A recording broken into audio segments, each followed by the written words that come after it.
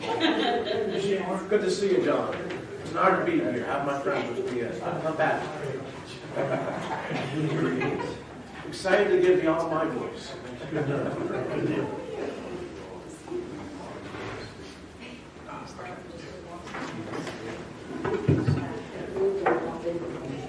Oh, absolutely. Great people.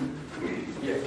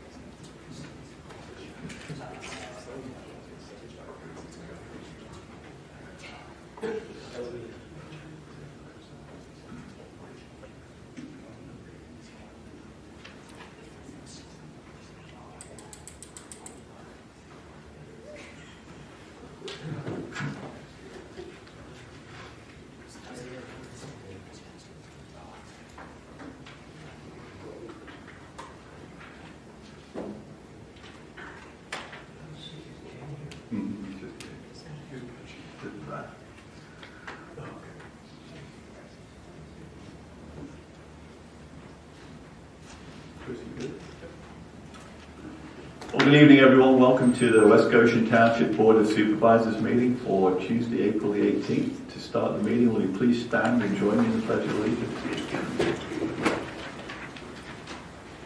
I pledge allegiance to the flag and the United States of America, to the republic for which it stands, one nation, under God, indivisible, with liberty and justice for all. Thank you. Please be aware this meeting is being live streamed on the Township YouTube channel, and the meeting may also be audio or video recorded by people present in the room.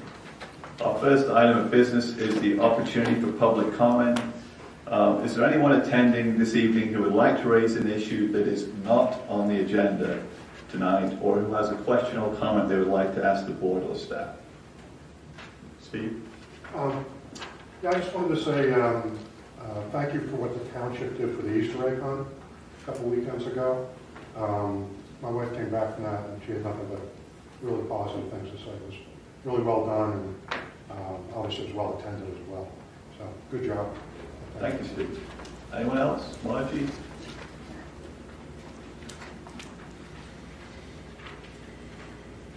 Good evening, Margie Sport. Nice to see you all. A question about something that was passed last month on the bills to be paid, the decision to pay volunteers for back meeting attendance all the way back to 2015.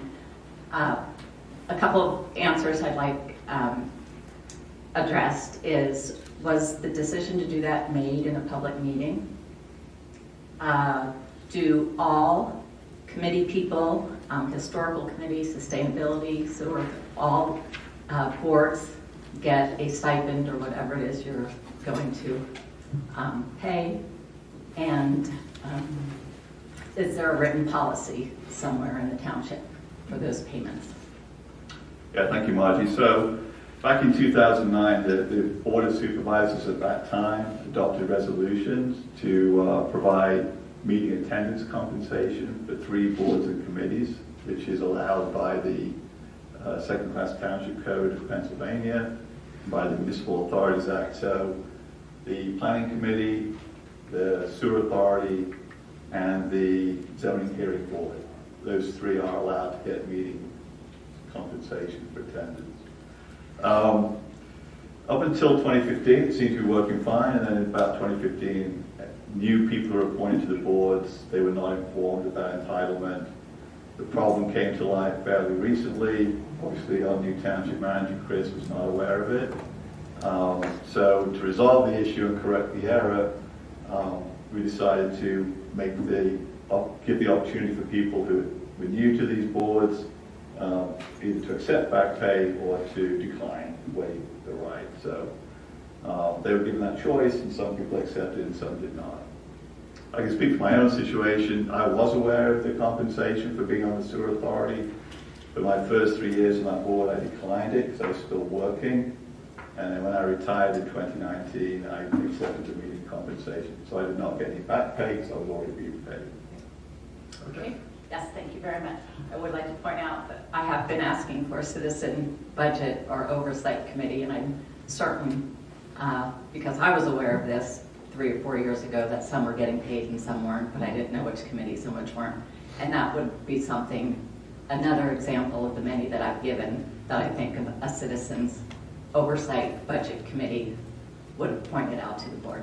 Yeah. Well, just FYI, some members do decline to be paid. So for transparency purposes going forward, it will be in accounts payable and not in payroll. So you'll have full visibility who accepts it and who does not. That's great. Thanks Thank to you. the board for sorting that all out. Follow up on my request to make virtual attendance a little easier for those that cannot attend meetings. Has that been further discussed since I brought that up a couple meetings ago? My understanding from the rest of the board is that we're not interested in investing in more technology. We believe we want to have engagement in public meetings. We like how people attend the meetings. You can obviously see it on YouTube live. You can watch it at your leisure later.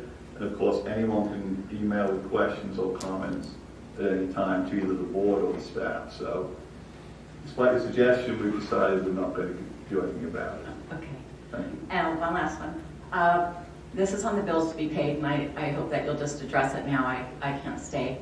I had email correspondence with the township manager not too long ago about the Citizens Transparency website. Was told that the board decided not to further that, but I see there's a bill to be paid for a couple $1,000s on what you have in front of you tonight for specifically Tyler Technology Transparency Portal. There was a miscommunication with Tower Technology, and our finance director is actively working to rectify that. Okay. And one more.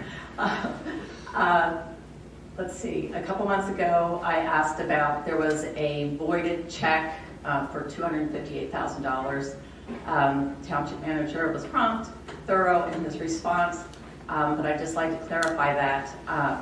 He said that the check had not been issued, but I'm curious as to how the bank was able to issue a credit and it showed up on the bank statement if a check was never issued in that amount. A check was processed. It was never mailed out of this office. It was uploaded into our system accordingly with all of our other checks. That's why it appeared there. Okay, and can I just ask who recognized that that was a mistake in the payment? Me. Okay, great. Thank you. That's all I have. Thank you very much. Thank you, Margie. Is there anyone else with any public questions or comments? Very good. We'll move on to the next item on the agenda, which is to recognize our very own Ken Lair, Park and Recreation Director, on his recent appointment as President of the PA Recreation and Park Society. So Ken was elected as the President of this society recently. The Society's mission is to protect the assets of the society by setting policy and direction, ensuring and protecting resources, engaging in outreach, and providing oversight. Much of the society's board attention centers on governance by policy, membership development, and advocacy with transparency and communication. So Ken, on behalf of the board, we're delighted that you have been chosen by a vote of your peers to be president of the society. We applaud your long-term involvement in the organization and this well-deserved recognition to lead the society going forward. So thank you for that. Congratulations and best wishes from us for a successful presidency. So if you wouldn't mind telling us a little bit about both the society itself and what you hope to achieve as president. Yeah. Thank you for the recognition.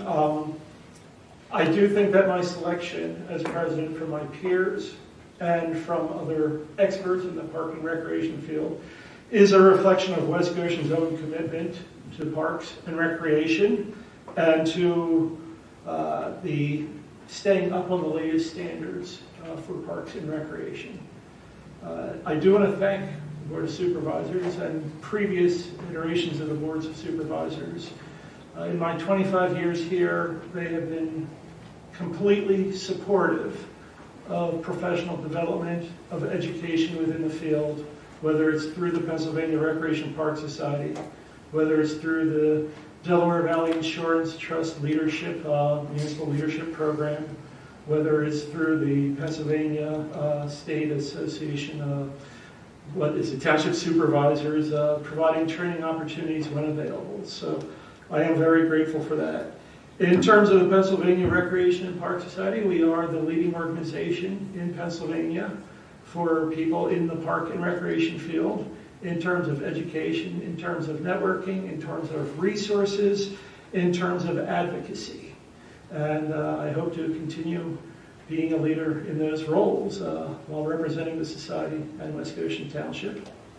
And just a note to the people here in the audience, one of the nice things about West Goshen and West Goshen Community Park is the way that it is used to serve the community as a whole. Up until 2019, it had served as the home for the annual spring jazz concert for the Fugate Middle School. Due to COVID, that had stopped for a number of years, but right now, at 6 o'clock, it was the resumption of the Fugate Middle School Jazz Concert at Community Park. So I will not be sticking around. I will be going to Community Park, enjoying some jazz. Folks at the front are stuck here, but if anybody else wants to bail out, you're welcome to. Those guys are very good musicians. So thank you once again. Thank you, Ken. It was great to hear from you.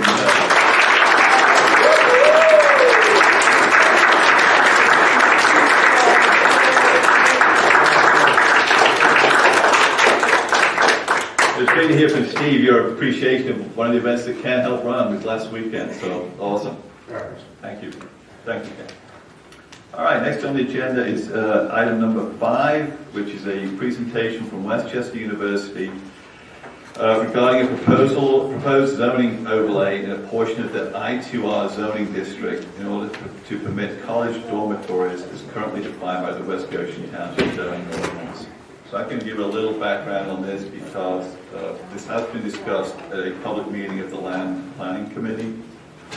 So as I just said, there's going to be a presentation from representatives of Westchester University regarding this proposed zoning map amendment to create an overlay district in the I2R zoning district in order to permit a college dormitory as defined by the Township zoning ordinance. So currently, a college dormitory is defined as a building owned or managed by a college or university which contains dwelling rooms that provide sleeping and living accommodations or apartments containing not more than 4 bedrooms and living quarters solely for students enrolled at the college or university which owns or manages the dormitory.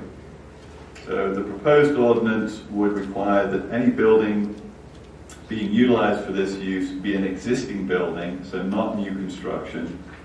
As will be explained shortly, the property being evaluated for this use is the existing Microtel Inn on Willowbrook Lane.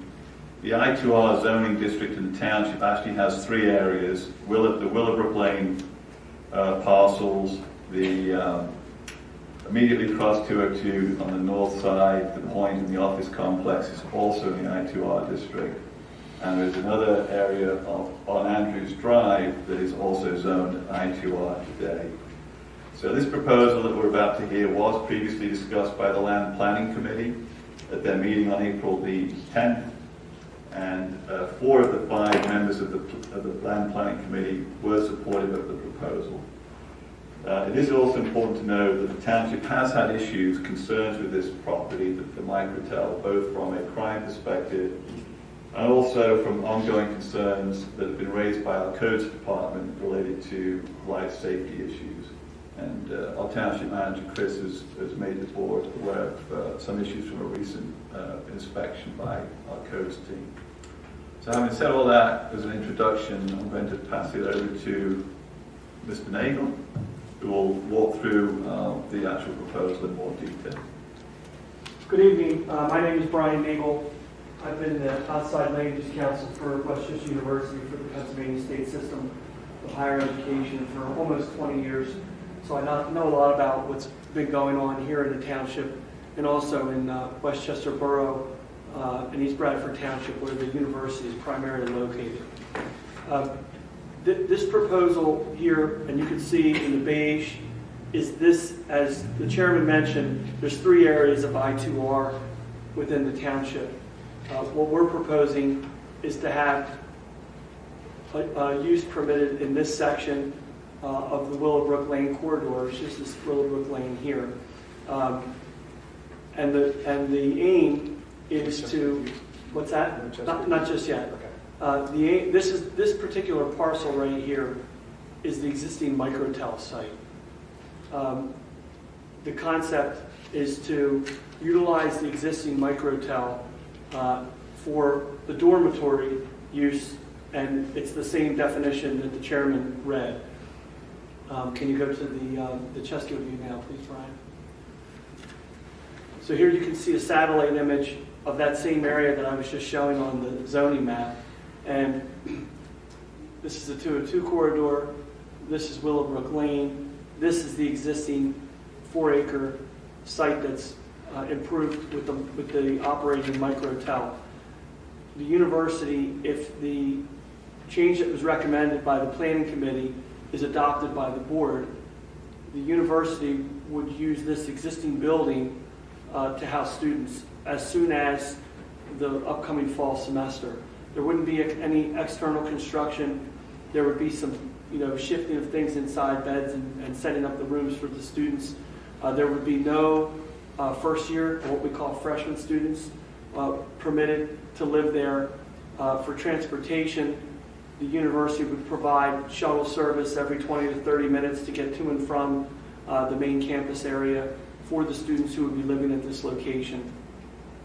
There's a single owner who owns what they call this the campus over here, and they own not this apartment building, but all these other properties that's operated as the campus, which is essentially an office campus with the different tenants within those buildings.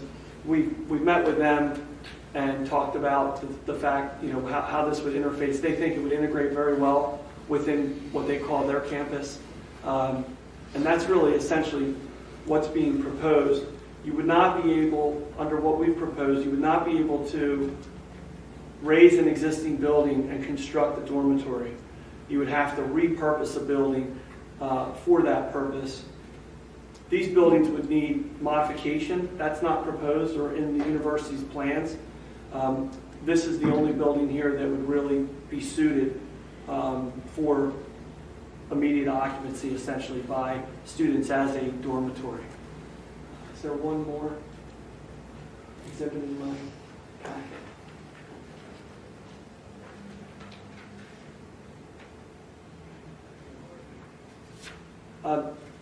While Brian's looking for that, and that's okay, we don't need that one, Brian, but the campus security or campus police would police this facility. The university would manage and control the facility. The university would have Okay, you can't really read those, so the Yeah. other one's actually. That one didn't read very well, Yeah. that's why I didn't put it up. Okay, that's fine. You go back to your own one. And the university would have on-site management of the dormitory. So that's essentially the proposal from a zoning perspective. I think what we're asking, if the board's prepared to move this forward, the request is that the board authorize the preparation of the text amendment and, if necessary, any map amendment to put this in a position to go to the Chester County Planning Commission and to also authorize a date for a hearing, which would have to be outside of when we would be able to submit it to the County Planning Commission and they could do their 30-day review. Thank you, Brian. Is there any questions from the board at this point? I'll just ask one question, Brian. You said you had a meeting with the property owners along Willowbrook? Correct. Yeah, the representative, it's a company, and we met with the lead principal of the company. And what was their response to you about your proposal here? They thought it was a good fit. I think there was a mention of issues with the microtel over these last years, and I think I know from talking to them, they see those same issues: security issues, policing issues, maintenance issues, all of which the university would be able to address markedly better than what we think has happened over there to date. So they were pleased about that. And they also liked the activity of people who would be there on a regular basis, the same people, rather than turnover, and a user who they could actually interface with and contact, which hasn't been it's not a symbiotic relationship with a hotel operator. It's not a criticism of them. It's just the nature of that type of an operation doesn't lend well to, hey, let me get on the phone and call the people who operate the hotel and have them address an issue. That's not as easy to do with that type of an operator as it would be with, for example, the university. So the upshot of it is, from your discussions with them, you did not perceive any potential aggrieved neighbors that might have an issue with this particular proposal that you're putting out here? I did not. Okay, thank you. Mr. Nagle, would you mind describing why it's become quite urgent for the university to try to find additional student accommodation? Yeah, essentially, there's the plan. When we went into COVID, the campus-wide planning that was sort of in its infancy couldn't continue, and so master planning, which is occurring now, it's starting up again now under the PUC ordinance and the campus ordinance that were adopted by both West Goshen Township and Westchester Borough, hadn't really happened. There was a building converted by the predecessor administration at the university from housing to administration and classroom, and that took a number of beds offline. So between all those factors, the university has a need to provide additional on-campus housing for students. In addition, they're finding that they hired a consultant to study some of these issues. One of the things they found is that there's a better graduation rate for students who live in university-run housing, dormitory, residence hall, life type of housing. And so the families are also coveting this on-campus housing as compared to off-campus housing, dormitory style or residence hall style housing. And so that's created a greater demand for it, in addition to the backlog from the other factors that I mentioned. So all of that leads us to this sort of need right now to be able to create additional housing. And this site would accommodate only about 150 to 200 students at maximum. So it fills that gap a little bit, but it doesn't stop the university from planning for future housing on campus, primarily in the borough of Westchester. That's sort of where everybody's identified as the best location to do larger housing projects, 500, 600, 800 buildings that can house those numbers of students. So that's what we think in the future. This is a great option for the now. Could you expand a little bit on the future that you just described there? What are you intending to do with regard to the work that we want to work with you on, this master planning process that we spent some time with you developing the overlay, et cetera, for the PUC? Could you describe what you believe you will be doing to create a master plan to develop the longer-term solution for student housing on the super block, and what kind of reception you expect to get from the Borough Council? Sure.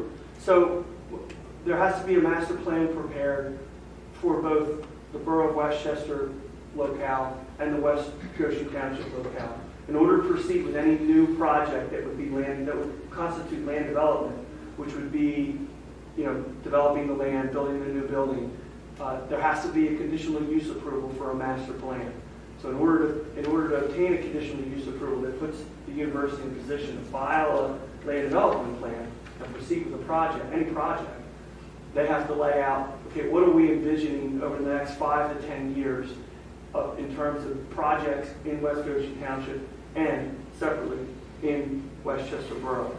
For the housing component, that's when that master plan is issued, and that master plan involves a whole different number of factors that have to be studied by the university, including student population, pedestrian activity, and pedestrian ways throughout the campus, how they get from parking lots to classroom buildings to dining facilities to recreation areas. They have to study the traffic. And so they put all this together, and those reports get submitted together with the master plan. And then the expectation is that master plan would show new residence hall or dormitory style housing on the super block. The super block is the block in the borough that is bounded by Rosedale Avenue, New Street, and comes across Charlotte Street on the other side and goes out. It's actually Reynolds Alley before you get to High Street. But that's what's considered super block in the borough of Westchester. And that area, primarily where the newer, if you drive over the campus, you can recognize the newer residence halls that are there. Somewhere in that area is where there's an existing building there, and I don't know if we have that. If you pull that up, I can show that, Brian. If you go to the super block.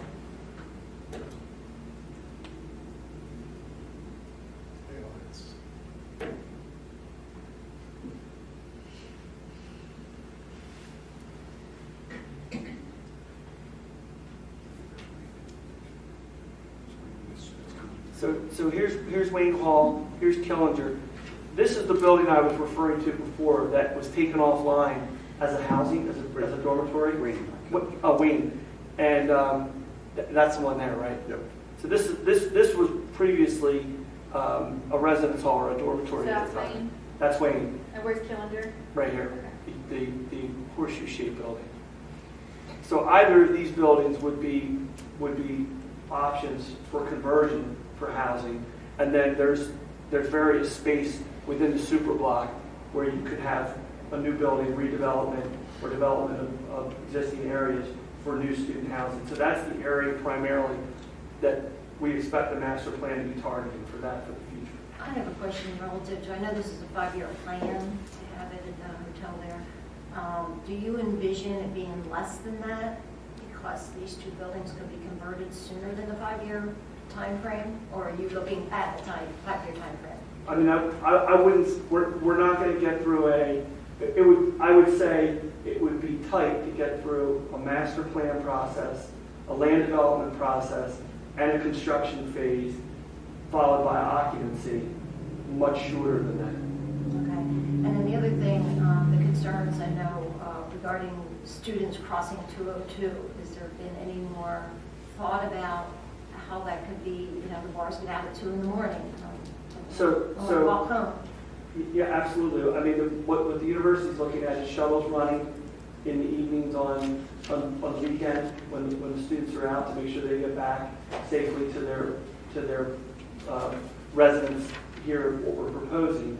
So those would continue to run, not just during class times, but also during the times when the students are coming back. There would also be, part of the code of conduct would be that the students are absolutely not allowed to try to walk. One thing we talked about during the planning committee is that is a really long walk from campus. So we don't expect that many students would try, but there will be included in the code of conduct, and it would be a serious offense if the student was caught trying to walk through that corridor. Questions from the board? Yeah, I have another question. Who owns and operates the dormitories? Is there a third party involved besides the university? Partly. Some of the residence halls are run by a third-party nonprofit that exists for the benefit of the university. And what's that called? University student. University Student Housing. And can you explain, is there a history to Killinger and the idea of turning Killinger into a bigger dormitory that maybe met some roadblocks along the way in prior years? Have you sort of approached doing this before in the past? No. Yeah, sure. There has not been, Chris, just why don't you introduce I'm yourself sorry, for members of the... I'm Chris Giorgino, I'm the president of Westchester University. Good evening, everybody.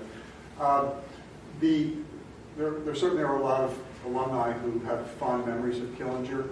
Based on my conversations, I'm confident that if we put up a new building there, as long as we name that Killinger, we would be okay.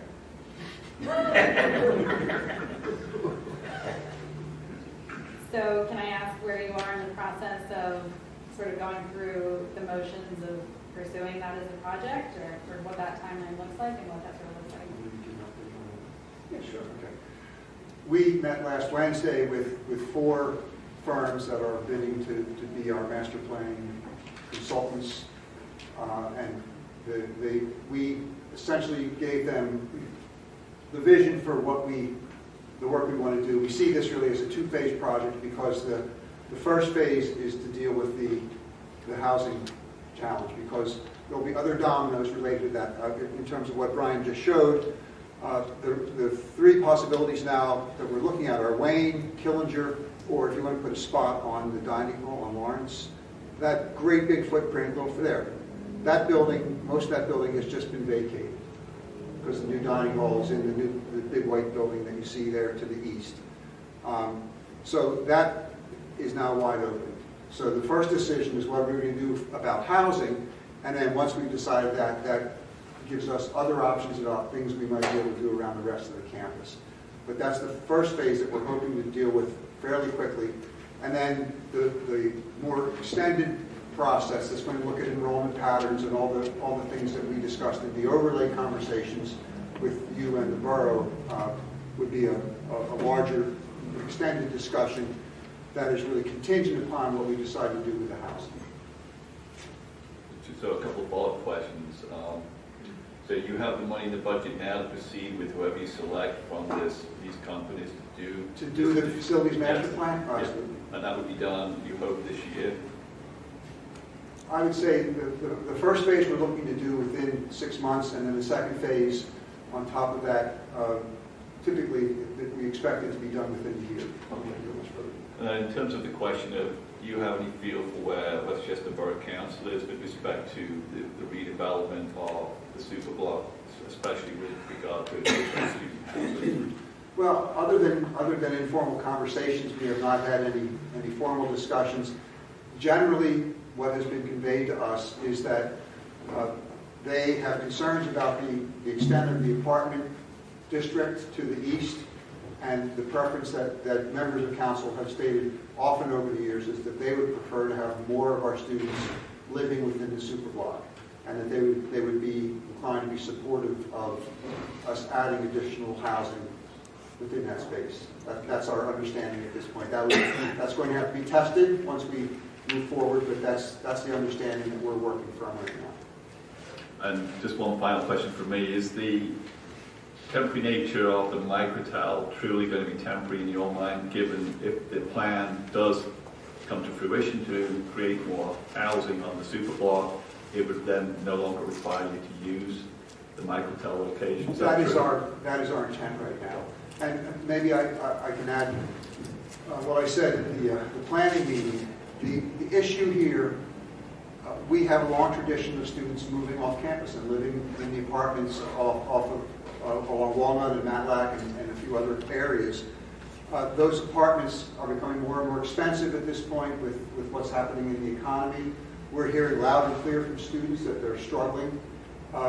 This is a short-run attempt to provide, even though it's only perhaps 200 beds, we would be able to provide housing for an additional up to 200 students at a much lower cost than what they would be able to find anywhere in an apartment in the borough. So this really is a stopgap measure to provide as much lower cost housing as we can, because we would target the price of this actually somewhere between our auxiliary housing that we own and the current USH housing, which is currently being paid for through debt service, so that we're charging higher amounts for that, and we slot the price of this somewhere in between here. So it would be much more affordable for students, and once we had the additional housing on campus, we would not anticipate continuing with this.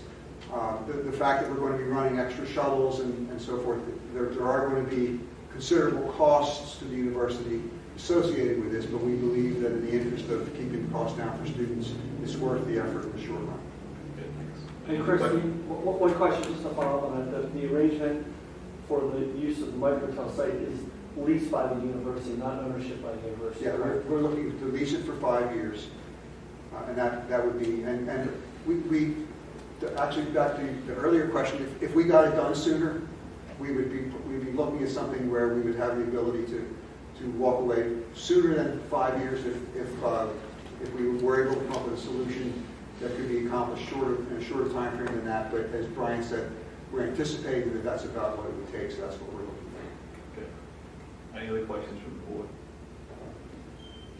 Opportunity for the public to ask questions at the back. Hi. Jen? Hi, Jen Ross. I'm looking at the site on my phone here. Is it possible to change that map to just a map view instead of a satellite view?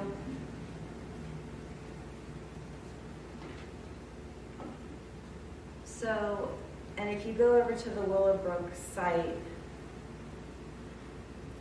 I just have a question here. So, there it is. Right, so this little creek right here, that goes underneath here. What does it go under there? Is that a bridge or an overpass, or what is that there? Does anybody know what the road looks like? Because I just think there's an opportunity, if there's already some sort of crossing here, to somehow link the site that the students, if there would be a way to, a path or something that they could get through to the other side. And it would also benefit all the people who live over in that area if they wanted to get into town, that they have a safe way to go under 202 and not, get hit by a car. If there was a bike trail or a little path or something like that, that they could access it that way. I'm just wondering if they could follow the river, if there's already a bridge or something going over that creek. That's a culvert. I can't comment on what size it is, but it's most likely not anywhere near large enough to be considered. And there'd be substantial cost for construction involved to put a crossing under the state highway. Yeah, and just, it'd be great if there was just linkages from different parts. We have these areas of these highways, and people would be happy to ride bikes and walk and get places from one area to the other. And it's not actually that far if you're riding a bike. It's just that, having a highway there with no way to cross it is unfortunate. So, just throwing it out there that.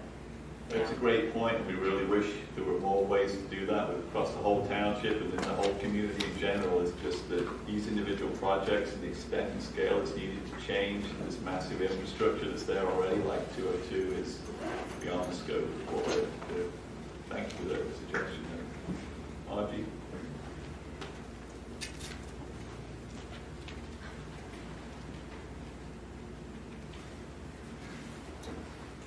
Thank you. I believe I'm the only one here. Maybe it was Robin's first meeting when she was first elected 5 years ago, when this parcel that's zoned I-2R was approved.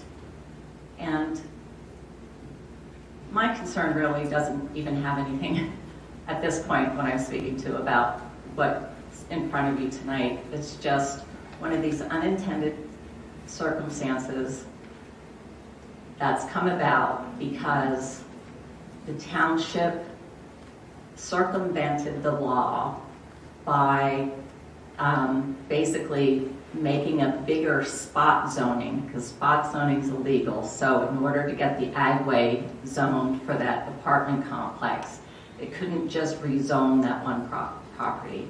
So they did the bigger spot, which is now that I-2R, this third I-2R. And at the time, I don't know if it was township manager or the board or whoever was working on rezoning this area, we were, don't worry, there's no need to be concerned because all these lots are currently developed and the uses will never change. They just won't change. So here we are, 5 years later, because we circumvented something that's not allowed by law, and now we have this in front of us. So I just wanted to point that out. Has anyone looked into the tax revenue reduction if we go through with this? To answer your questions there, Margie, so on the tax piece, there should be no change to that because it remains privately owned parcel. It's just managed by the university. That's the option that we heard them describe. So it would not be a university-owned parcel. You're not intending to buy the parcel, correct? So no change to that. To your first point, I would not frame it the same way you did. Of course, I don't believe it was any circumvention of the law or anything else. We created 3 parcels in this township that are I-2R. Allows for residential use. Actually, I'm happy that we have the Luxor and the Point to provide accommodation for young people to live in this area. So I actually like that. And I think this is a win-win when it comes to giving a lower cost option for students to attend university and to hopefully graduate with less debt than they do today. So I think that's a benefit. And I think the burden that the current property has on the township resources will be substantially reduced. So I feel very good about this reuse of this parcel within the current zone. I'm going to jump around a little bit. I do want to remind the board we had a room full of neighbors here a couple meetings ago, and someone wanted to extend their patio by 5 feet, and all their surrounding neighbors didn't have an issue with it, and they were okay with it. There wasn't a problem with the neighbors, but the board still denied that request to So just to extend answer that patio. question, the board decided to poll everyone who lived in that zoning district, and the majority of the responses did not want to change the zoning to accommodate larger building footprints in their neighborhood. So, Okay, but the township hasn't pulled the yes, property the owners. township poll, not here today, no. Okay. Has this gone before the full planning commission? No, Why not? we're not at that process, step in the process. Okay. Is renovation allowed? I mean, could you, even though you're not going to demolish the building, could in time, I know the intention is this is to be temporary, but intentions oftentimes change. Could you go higher in a couple of years, 4 or 5? Okay. Okay. Okay. They would, if they wanted to go higher than that, they would be subject to whatever limitations there are in the zoning ordinance. And they might actually already get the maximum height allowed by the zoning ordinance. I don't know off the top of my head. Okay.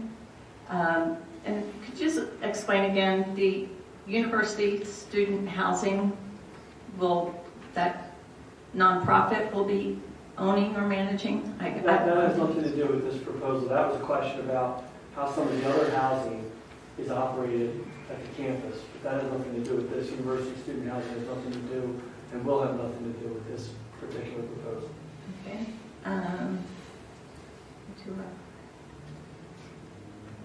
And when it comes to student enrollment and how large a university gets, who decides that? Like, who can say we can't grow anymore? And I'm asking because my daughter went to a state school, not here in Pennsylvania.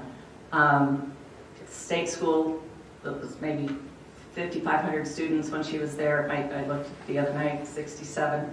I mean, it's a state school, it's 6,700 students, and the town, from my understanding, they wanted to maintain their historic charm, and the services have to provide for residents, not just students. So at what point, is it the municipalities that say no, or? Well, I think that the direct answer to your question right now is me.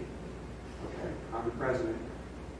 If I wanted to change enrollment, that would be my decision. We, working with the overlay discussions with the borough and the township, we have an understanding built into that about the expected size of the university. In fact, there's been a lot of discussion that the university has been growing dramatically. The fact is that our undergraduate enrollment has been sitting at about 14,600, and in fact has come down about 500 students this past year, and the growth that has occurred over the last almost a decade has been primarily graduate students, and those are primarily online students. So we have not been bringing additional numbers of students into the borough. Undergraduate students either living on campus or around the campus or commuting to the campus. It's been relatively stable. We have no plans to go beyond that level at this point. And there are, I don't have the numbers fresh in my mind, but there were actually stipulations about the range within which we could grow that were built into the overlay district. You know, if you remember that, Brian, but it was a plus or minus 5% or something like that. And we're at a point now, it's a stretch for us to provide this housing because it's away from the campus. It's not convenient. As I said, this is because we're trying to provide low-cost housing for students. You've just seen an aerial view of the super block. There's not a whole lot more we can do in there. There may be a couple things we could knock down, but there's not really much capacity to grow. And to try to spread out beyond where we are, we have things going on the South Campus, as you know, and it's difficult to get people back and forth. It's not convenient to the flow of the activity. So we're really seeing ourselves as land-bound and not anticipating significant growth beyond where we are. But if the township or the borough don't approve zoning changes to where you can continue to house students, I mean, then they kind of are dictating. They could stifle us. In a way, sure. Okay. All right. That's all I have. Thank you very much. Thank you, Margie. Is there anyone else with questions? Yes, sir. Of course. Hello, I'm Mark Goldberg. I'm a student at Westchester University currently, and I would like to ask the President, in what capacity will this project help the housing needs of many currently enrolled students who, in spite of paying a lot of tuition, having a lot of experience at this school, are currently might not be able to attend because housing is yet to be guaranteed to them again? Yes, on behalf, I have several friends who are in that exact situation. So I would like to implore how that address their needs in particular. Well, as I said, this is a short-run solution to a long-run problem. Mm-hmm. I can't materialize beds out of thin air when all of a sudden demand changes, because that's really what happened. We've had a traditional pattern. We have 5,300 beds on the campus. We have 14,600 undergraduates, and that's been a relatively stable situation for many, many years. Mm-hmm. And the students typically live in the residence halls for a while, and then they move into the apartments.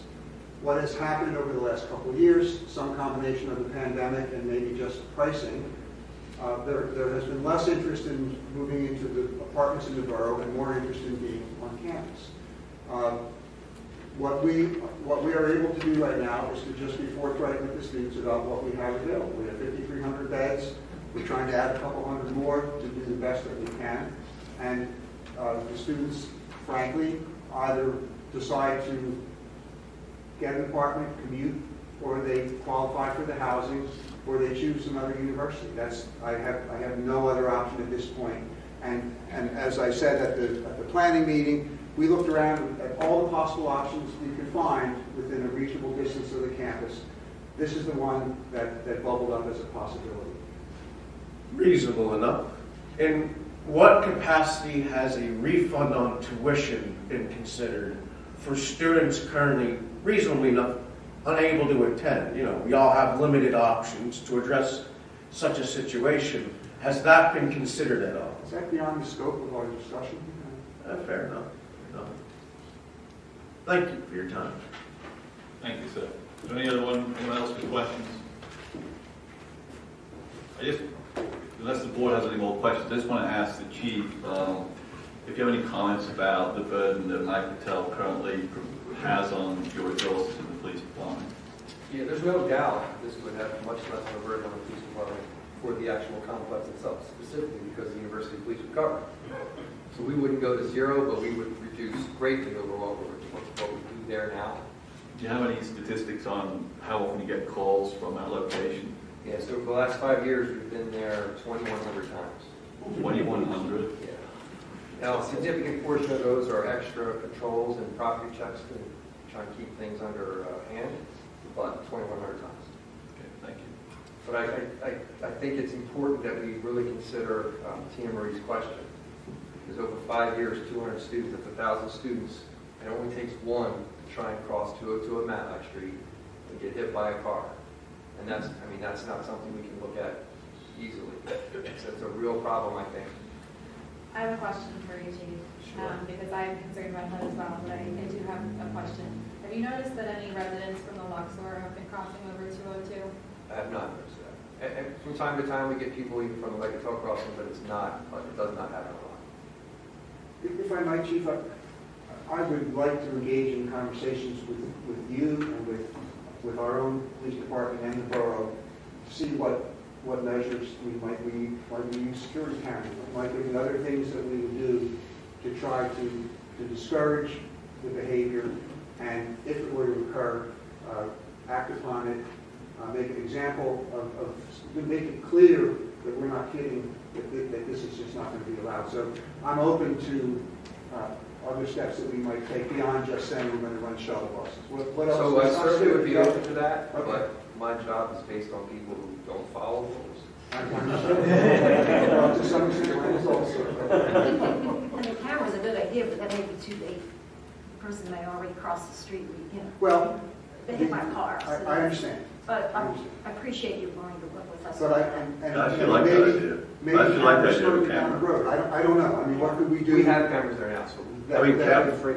it's the old accidents occur, there's always warning signs, right? So if you see people crossing the road, you know it's a problem, you can step up the enforcement, you can do the discipline that you've talked about, etc. So I actually think if you truly do use cameras to monitor, you can nip the problem earlier than a patrol or whatever else is ever going to catch it. Well, and So- if we had a camera somewhere further down Matlack Street, that could trigger public safety. Yeah, so the point is you made an offer there, which I think is a great one, which is that how do we work together so that, and I think the board would want a conditional use overlay for this student dormitory use.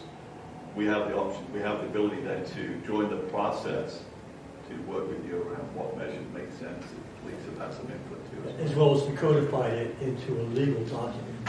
Right. Again, I more than anyone don't want to see anybody hit by a car. Speaking to the room. Yes? Right, so if you can't go under 202 at the creek cross, what if you build a little bridge, like a puny shoe, like a pedestrian crossing bridge, which, is that cheaper than going under? So first of all, I mean, to do any kind of construction like that on 202 would be a state issue, so that we wouldn't even have control over that. Second of all, I mean, that just increases the scope of the project, For 5 years. Yeah. Right, I would love it, But again, we say 5 years, but if Westchester does grow and it's a popular place to live, and there's other apartments over there, and there's also residents, like other people in the township, not just students, could benefit from it. If we would provide some sort of safe way for people to cross over, I don't know, the bridge. Well, I guess I would suggest that if we were going to build a bridge anywhere, it would be across the intersection of High and Rosedale, because that's a much more dangerous student crossing than what the 202. And frankly, we looked at that, and that's Two bridges. Well, again, we thank you for the suggestion. We all wish it was a more walkable community in this Westchester area. Are there any other questions or comments? So, Chris, remind us what we were looking to do tonight in terms of the board action. So, Mr. Chairman, the question that's before the board this evening is, there is actually a few. One, the authorization to prepare a zoning ordinance amendment to allow the college dormitory use of an existing building in the I-2R district. Does that get accomplished through just doing a text amendment to the ordinance, or do we do a map amendment to create an overlay over a certain section of the I2R zoning district, and whether or not to permit that use by right or through the conditional use process. Thank you. So, board, you've heard Chris tee that up. Do you want to share your thoughts as to what your views are on those issues? Should we take it piece by piece? So what was the first? So the first question before the board is, do we want to prepare an amendment to the I2R zoning district to permit the college dormitory uses defined currently by the zoning ordinance in the I2R district for conversion of an existing building? I would support doing that. I've already expressed that view. Well, we can make a motion for the whole thing. Okay. So I'm in favor of the proposed amendment. Is anyone else? I am in favor. Is anyone opposed to it? I'm in favor of it too. John? That's fine, as long as it will withstand any argument that it's spot zoning. That's my only concern. Okay, so the question there is, we're talking about, let's go to the next one. Let's go to the next one. Whether or not it will withstand. So the next question was, is it a text amendment that applies to all of I2R, or is it a map amendment that's an overlay specific to Willowbrook Lane, correct? Correct. Keeping in mind the I2R encompasses Willowbrook, the Point, and the office complex directly to the north, and the properties on Andrews Drive up there. So all told, there are approximately, I believe, 40 properties in the zoning district, and I don't know the acreage off the top of my head. And if we were to specifically look at an overlay or a map amendment specific to Willowbrook Lane, we're talking how many properties there? 10 properties? It's like 9. 9.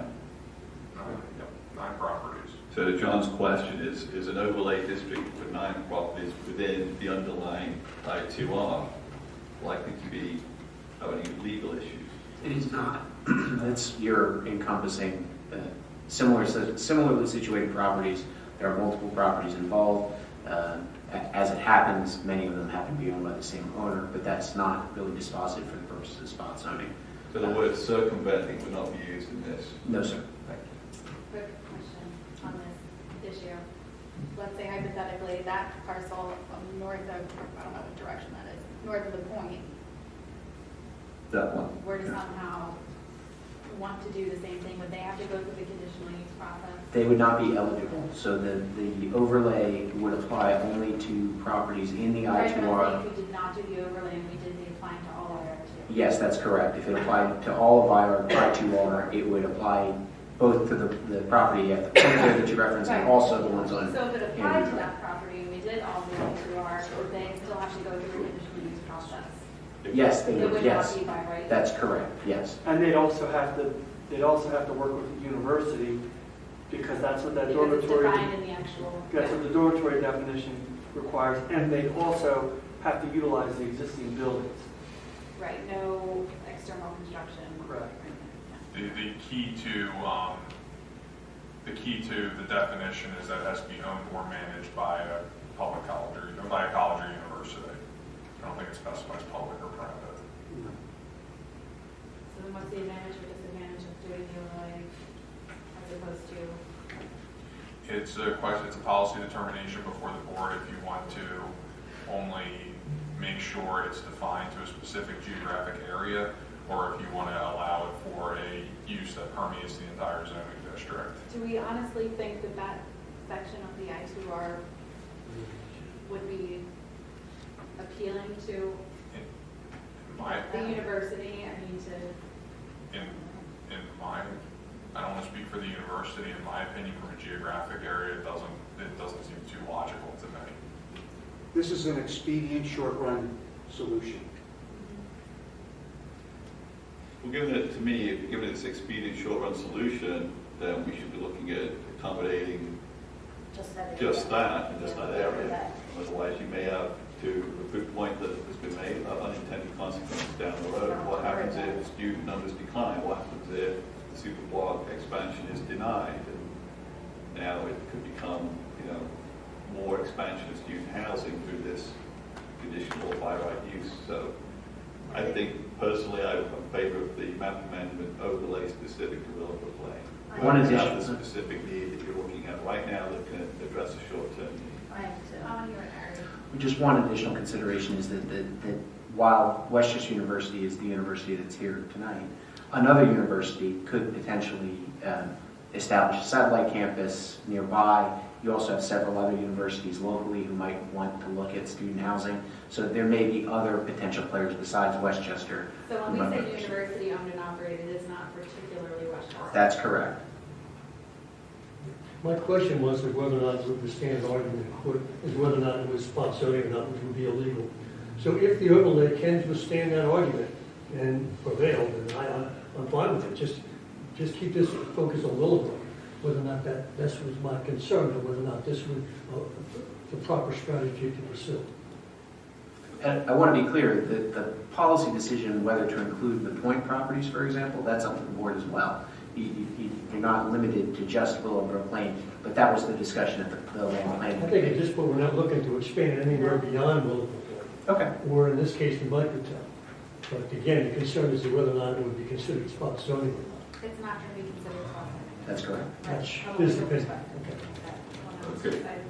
Yeah, I think we're talking about this issue, this is where we need the problem resolved, and we focus on just dealing with that here. It's my opinion. Okay, so the third item that was teed up by Chris is whether we permit this either by right or as a conditional use. We've certainly had a conversation around issues and concerns that board members have that would need to be addressed through a conditional use. So I believe the board's opinion is that conditional use is the right way to go. Yeah, and if I can also add, at the land planning committee, the 4 members that were in agreement with this proposal were agreeing that it be a conditional use. Thank you, John. Okay, so what I've heard here is that the board is in favor of authorizing a zoning ordinance amendment, or a zoning ordinance map amendment for an overlay district to permit the college dormitory use on the Willowbrook Lane area, and that would be done through conditional use. Well, can I just ask one question? I just want to ask Chris and Harry in particular, your opinion about by right versus conditional use. Sorry to put you on the spot. No, that's okay. I think if the board wants to ensure that certain parameters are met, albeit that they have to be negotiated with the applicant, they have to agree to those conditions, then you doing the conditional use process is the right way to go.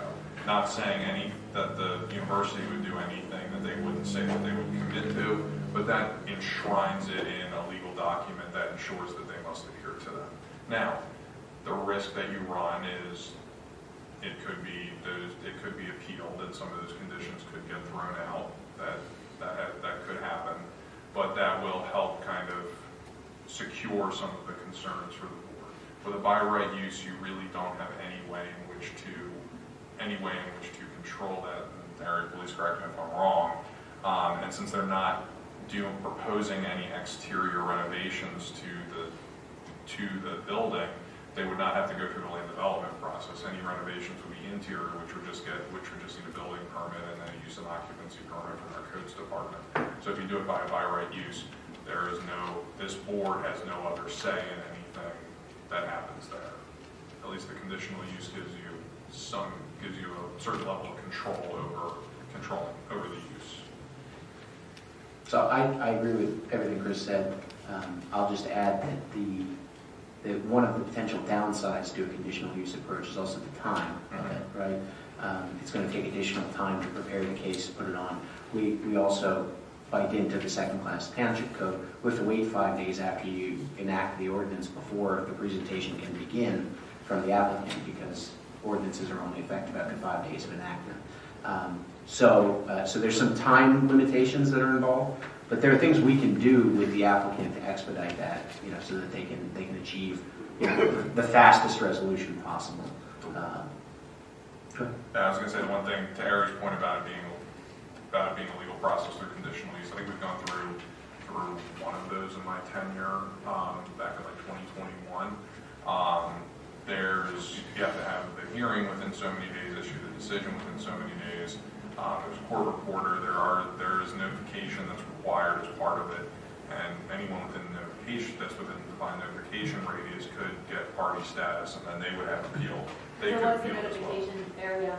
Under the zoning ordinance, it's 500 feet from the project site.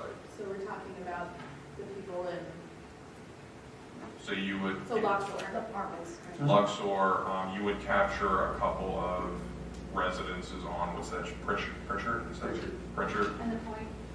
You would capture the point, you would capture the office complexes, the Parkway Center. I don't believe any of those residences in the R3 district would get captured, but I would have to run the radius accordingly. But they would all receive notification. Any property owner or party who receives notification can request party status at the hearing, and they would have appeal rights within 30 days of the issuance of the decision. I would prefer the conditional, not that the university wouldn't honor what they're saying. I think I'd like to get it in writing from a legal perspective of the, whatever issues we come up with, that we want part of the conditional use in that document. Again, not to say that you're not going to conform to it, but I think for everybody's edification, I think it would be better with conditional.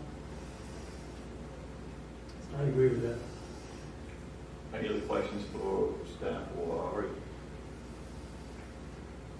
Okay, so before I ask for a motion to proceed with this, I'm going to explain what that motion is, but can you just outline, assuming this passes tonight, this approval, what will be the next steps in terms of the near-term timeline, so everyone's on the same understanding as what would happen next? So the next steps, given the fact that we've pretty much hammered out the parameters, typically would go to the Planning Commission and come back to the board to authorize the send to the County Planning Commission. I think since the parameters wouldn't be changed, assuming it goes to the Planning Commission and none of the parameters change, I think we can sort of expedite this process and run concurrently to our Planning Commission and the County Planning Commission for review.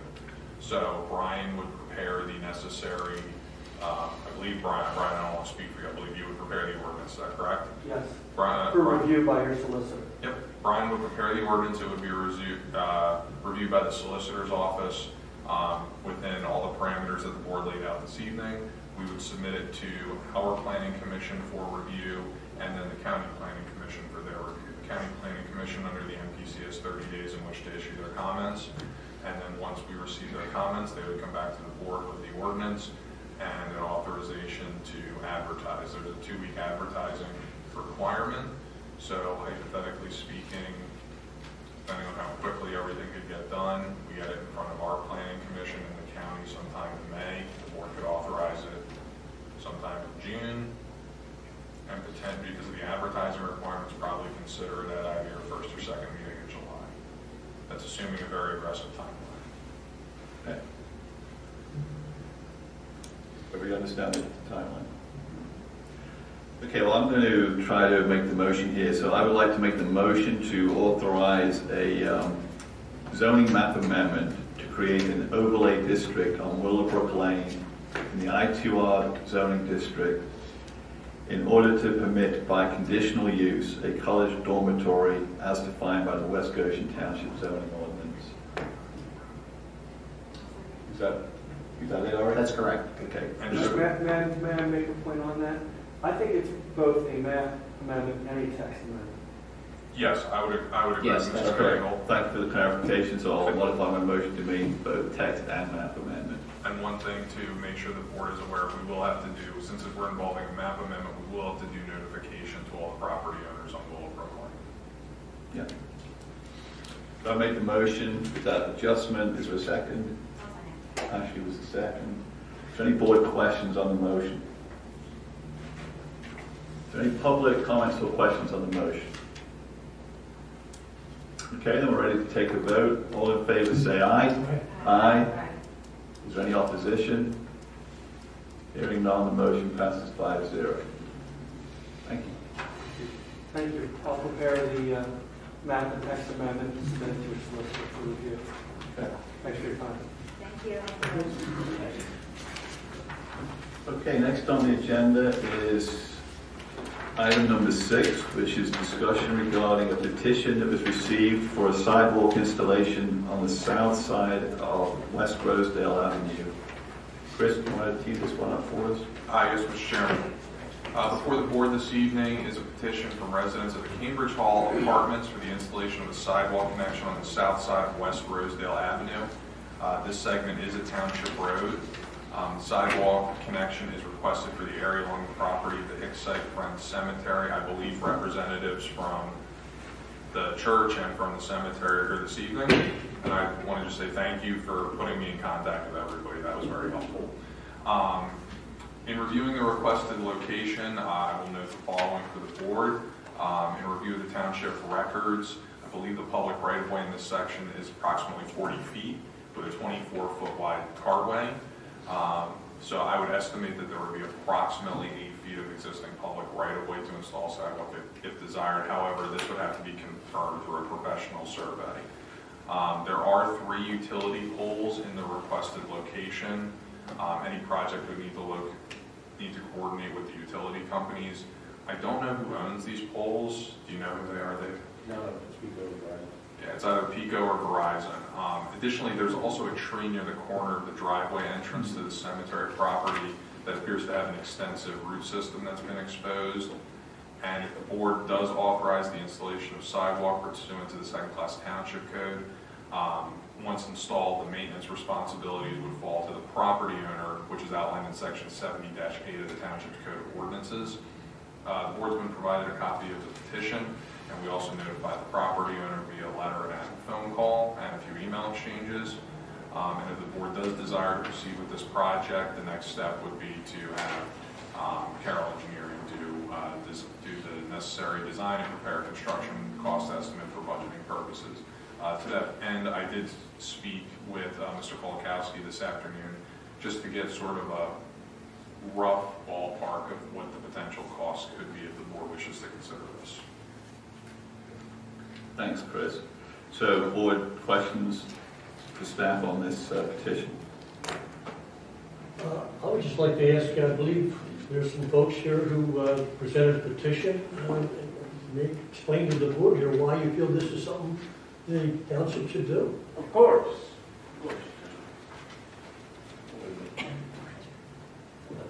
Of course. Hello, my name is Mark Goldberg, and I am here on behalf of the residents of the Cambridge Hall Apartments complex. Mark, do you live at that complex? At the Yes, I am a resident, and I have my fellow residents here with me tonight. Okay, welcome. Thank you. Thank you for your time. Alongside, as said before, West Rosedale Avenue, and aside the Hicksite Cemetery, between our housing complex and the borough of Westchester is a patch of grass that we perceive at night and in bad weather to be a slipping and tripping risk, especially to our more senior residents. Therefore, we petitioned our residents, we have 6 pages of petitions, to inquire these supervisors to build a sidewalk to reduce this safety risk.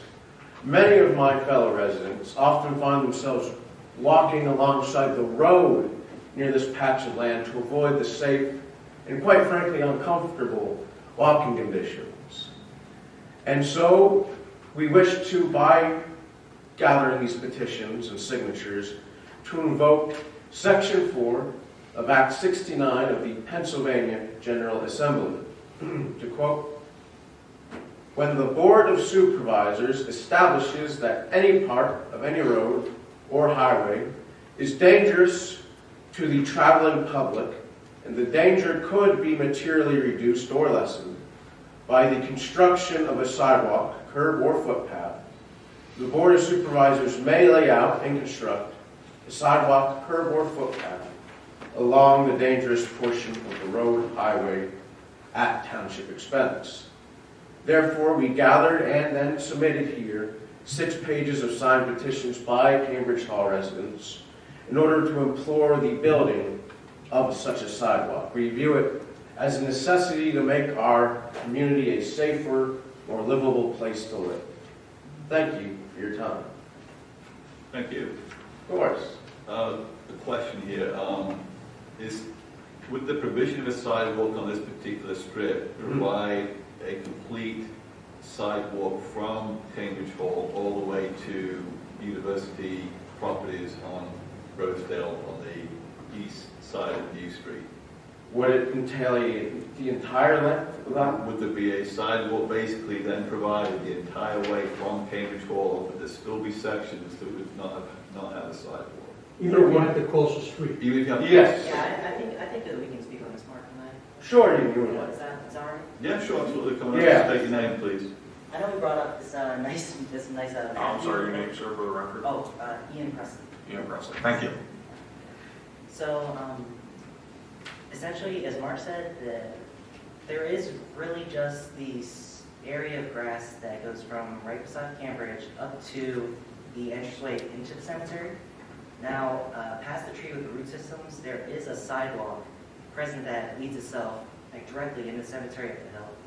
And it goes down to a crosswalk that goes down to the sidewalk from the church, another crosswalk, and then gets to university. So it's really just that maybe 100 yards, if that, I'm going to say like roughly 80 yards patch that would. It's a very significant length of the journey in and out of town. So it's straight there. That's right up there. Yeah. It's right here, it just kind of stops. So that whole path So you're cuts saying off. we would continue down this path? Yeah, that entire length is the patch of land in question. And then if you move up, there's the tree that we were talking about, and there's where the sidewalk. Yeah, so about half of the trip between the borough and our housing complex is unpaved. Where's the Which- housing complex? Right past the tree line, where the cursor is, right over there. That's the first building, right past those trees. Right Yeah. Yeah. And there is a very strongly felt public safety concern because of that. Because when it's raining or it's at night or both, many people fear slipping or tripping, getting their shoes destroyed. And many are so compelled by that that they walk on that strip of road to avoid it. Wait a little here then. Yeah, and that provides a lot of safety risks we would want to minimize by having a sidewalk. It's not necessarily just, people just don't feel like walking on grass and dirtying up their shoes. Sometimes students, especially the communities that live in corporate buildings, sometimes they'll take those like neat electric scooters or they'll like ride their bikes. But they have problems like getting over the root system, or like Mark said, in those cases where we get heavy rain, it does create. So what would happen with the tree, with the root system? How would we deal with that issue? We'd have to have someone who is Probably maybe knowledgeable, take it an out. arborist or someone much more qualified than me to make that assumption, Okay. or to make that determination. I think it's a great idea.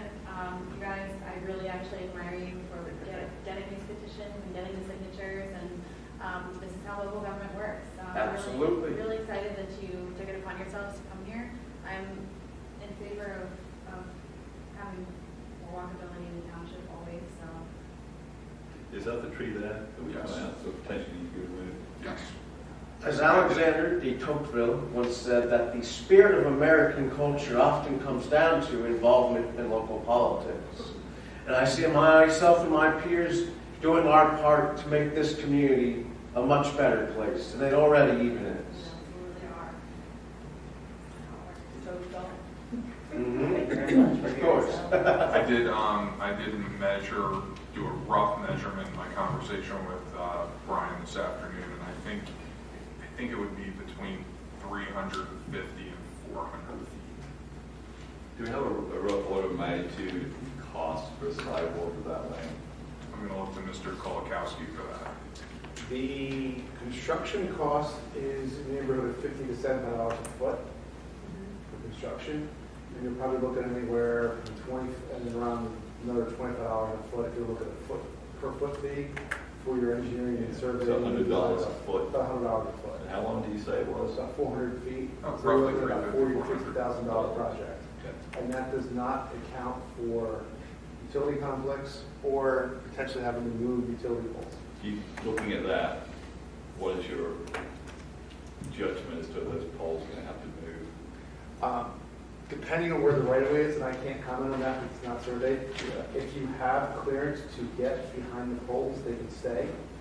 But if you don't have clearance behind the poles and the edge of the right of way, you have two options. Get an easement to go wider and get right of way, or you would need to move each pole.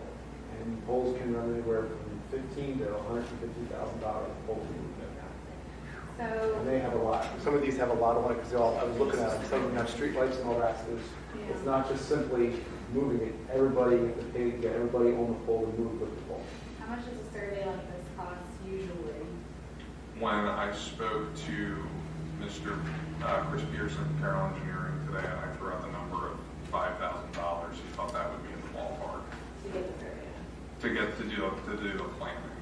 Would the planning include the survey to tell the poles Yes. to move or not? Yes, they would do a professional survey.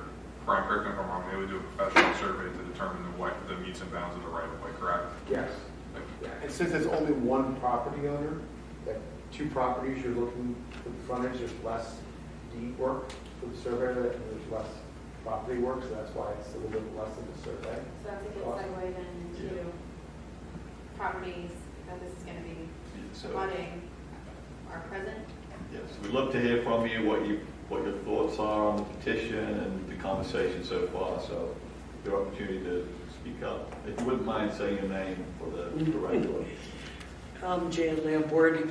I guess technically in control of the graveyard site.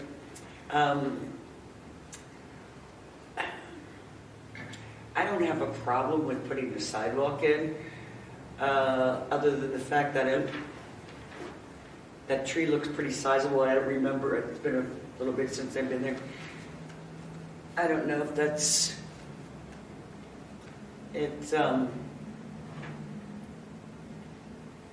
I don't want to see the tree killed.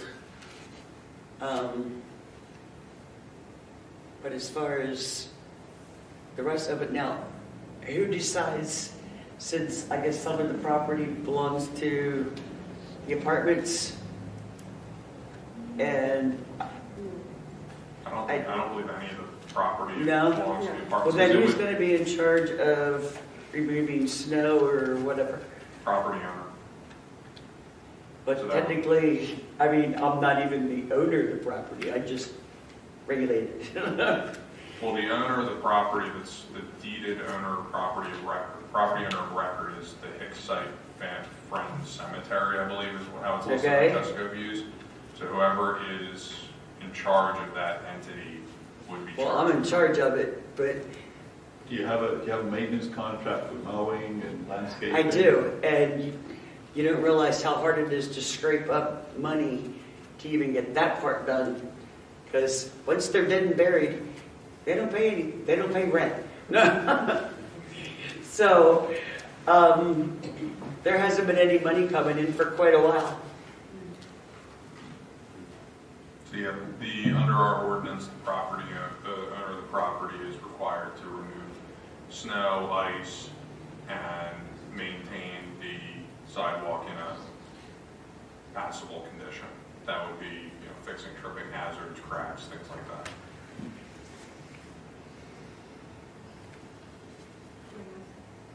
Yes. I'm Diane Lentz, and I live in Cambridge, all apartments, so I do walk that. I work at Calvary Lutheran Church. I'm the facilities manager there. Calvary did put in a sidewalk that runs In front of the house. So we do take care of that. We did put in the lights. We do rent the parking lot part of that section of the cemetery's property. We do now mow. The church pays for the mowing for that, where the students do walk. Oh, on this strip. The church pays for. Yeah, we do that. So with the They do a church great job of then- taking care of it. Yeah, and I did talk to Pastor Cruson. He wants to be a good neighbor. And, yeah. Did I hear you say you already had an agreement or a maintenance agreement with someone who clears snow off some sidewalk already? We take care of it, the church. You take care of it with your own resources? Yep. Okay. Yeah, and we do have Garcia Brothers that does the mowing of our remote lot and the strip that goes down to the apartments. So clearly I'm hearing that the sidewalk here would be beyond the scope of you being able to clear I'd it. be willing to share it. I think, yeah. I think we could work something out. Okay. Because, Calvary did put out a lot, when this first all happened, I know the neighbors didn't want Calvary to extend the sidewalk all the way down, but at the time Calvary didn't have the money. And the church is really struggling now since the pandemic, as far as getting people to come back and things like that. But I know the pastor he was really all for this. We just can't take the whole burden on ourselves. But if we can work something out. I don't see why we couldn't do that. Well, there wasn't much snow to remove this year, so. No, thank goodness. Yeah. I have a lot of money in my budget yet for snow plowing. So I'm hearing generally that you would be willing to continue this process moving forward on the expectation that you would find a way to work together We'd work it to out. avoid the ongoing maintenance need of this. And I'm one of the seniors that lives in Cambridge, so that's block that, so. Yeah, other comments? Steve? Yeah, I have bought this on a rainy night and fallen. It's a dangerous, muddy mess. And I would actually engage the university. I think there are a lot of students that live down there. So you just gave the university a really big carrot.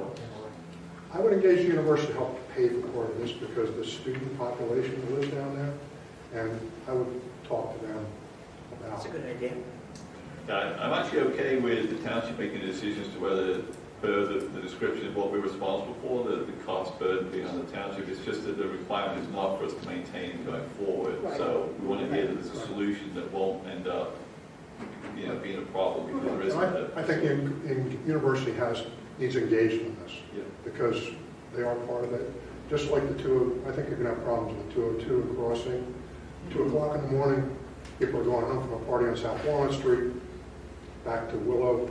I think it's going to be an issue, but I think you need to engage them in this. Yeah, well, we have engaged on that one. We've heard them say that they'll work with us on that one. So That's why we would make a condition. I mean, just one other comment. The intersection at New and Rosedale is the intersection that's going to be really redone and because of safety considerations there to make it a more passable foot traffic, etc. So that I believe is a 2024 project for the university. So improvements for pedestrians at that intersection, coupled with this, would really improve the safety profile of access from Rosedale down, access from New Street down to Cambridge Hall. The one thing to keep in mind about the university, Steve, I don't disagree with anything that you're saying, is they're bound by how they can spend money by order of the General Assembly.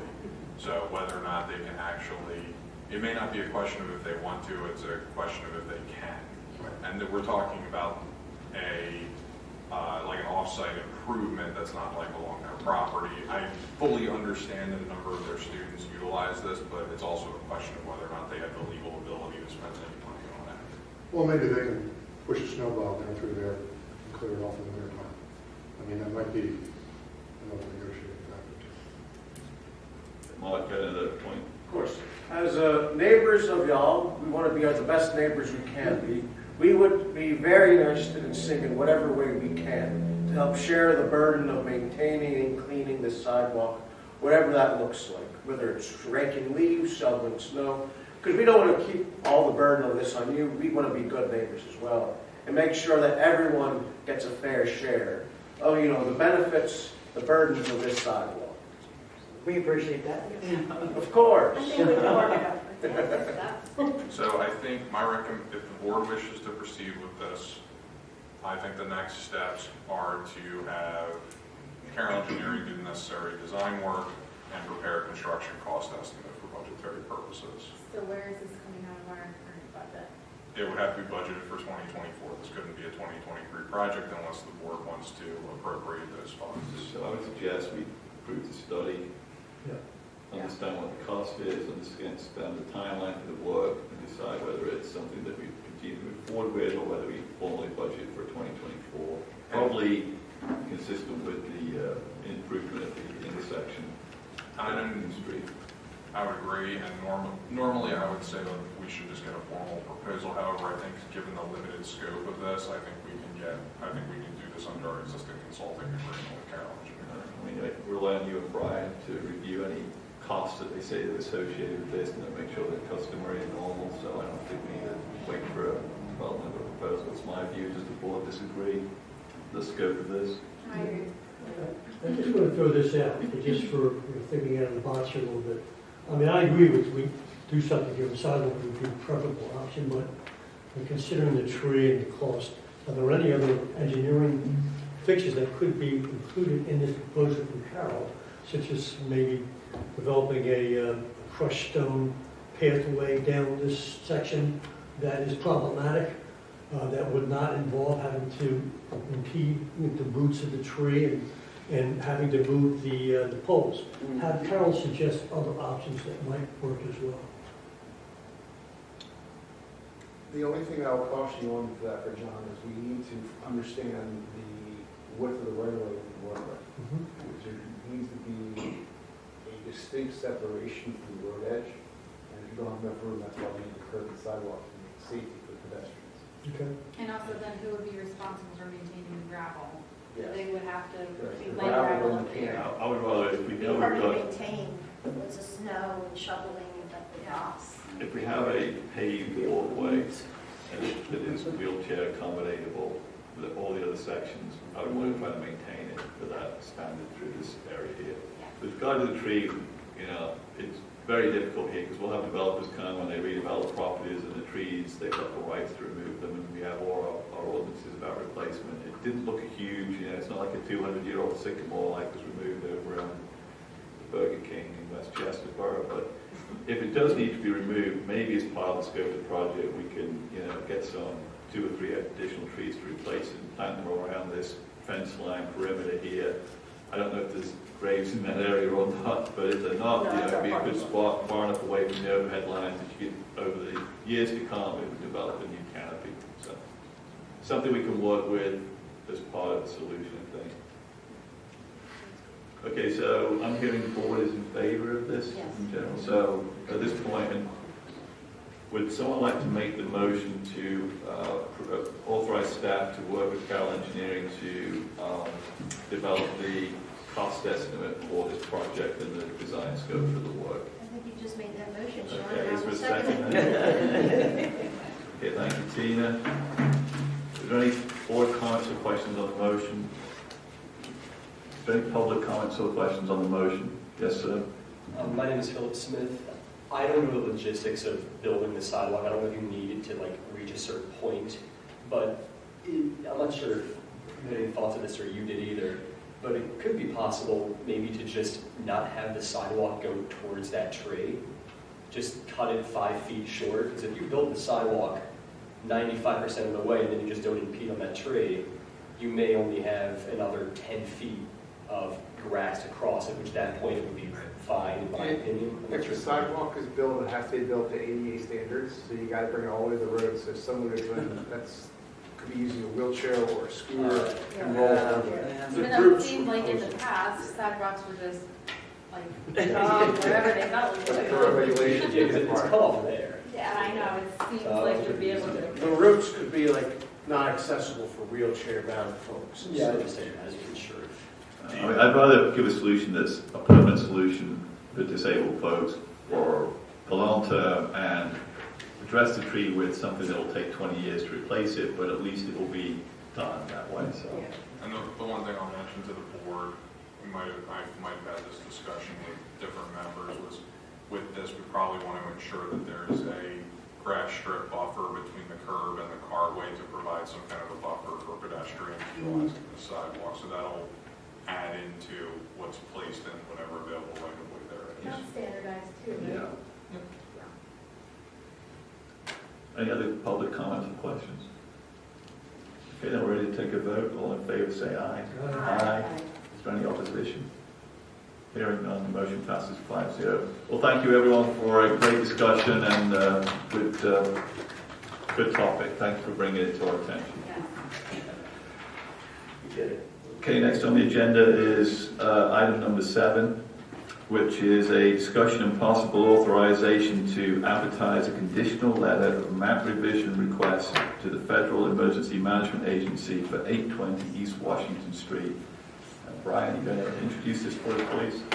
Yes, good evening. So 820 East Washington, for those of you who remember, is the property that is the Maserati and Clarence, I'll say Service. maintenance facility. I'll say maintenance. I won't say service, I'll say maintenance because you don't serve, you maintain one of those cars. And they did receive their zoning relief for their project. As part of the project, they have to apply for what's called a conditional letter of map revision, or CLMR. And it is a FEMA process. As part of that process, they need to have authorization from the township to advertise the map change, the map revision. And they're proposing, and so what I have in front of you here is the existing map.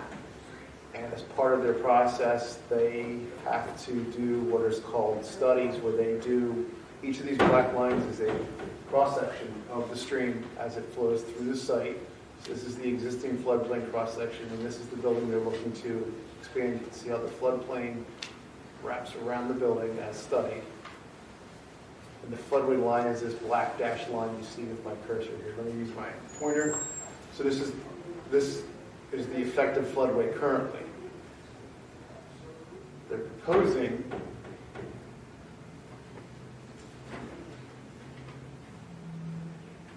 when the map is completed to maintain the same floodplain. They're not proposing any changes to it.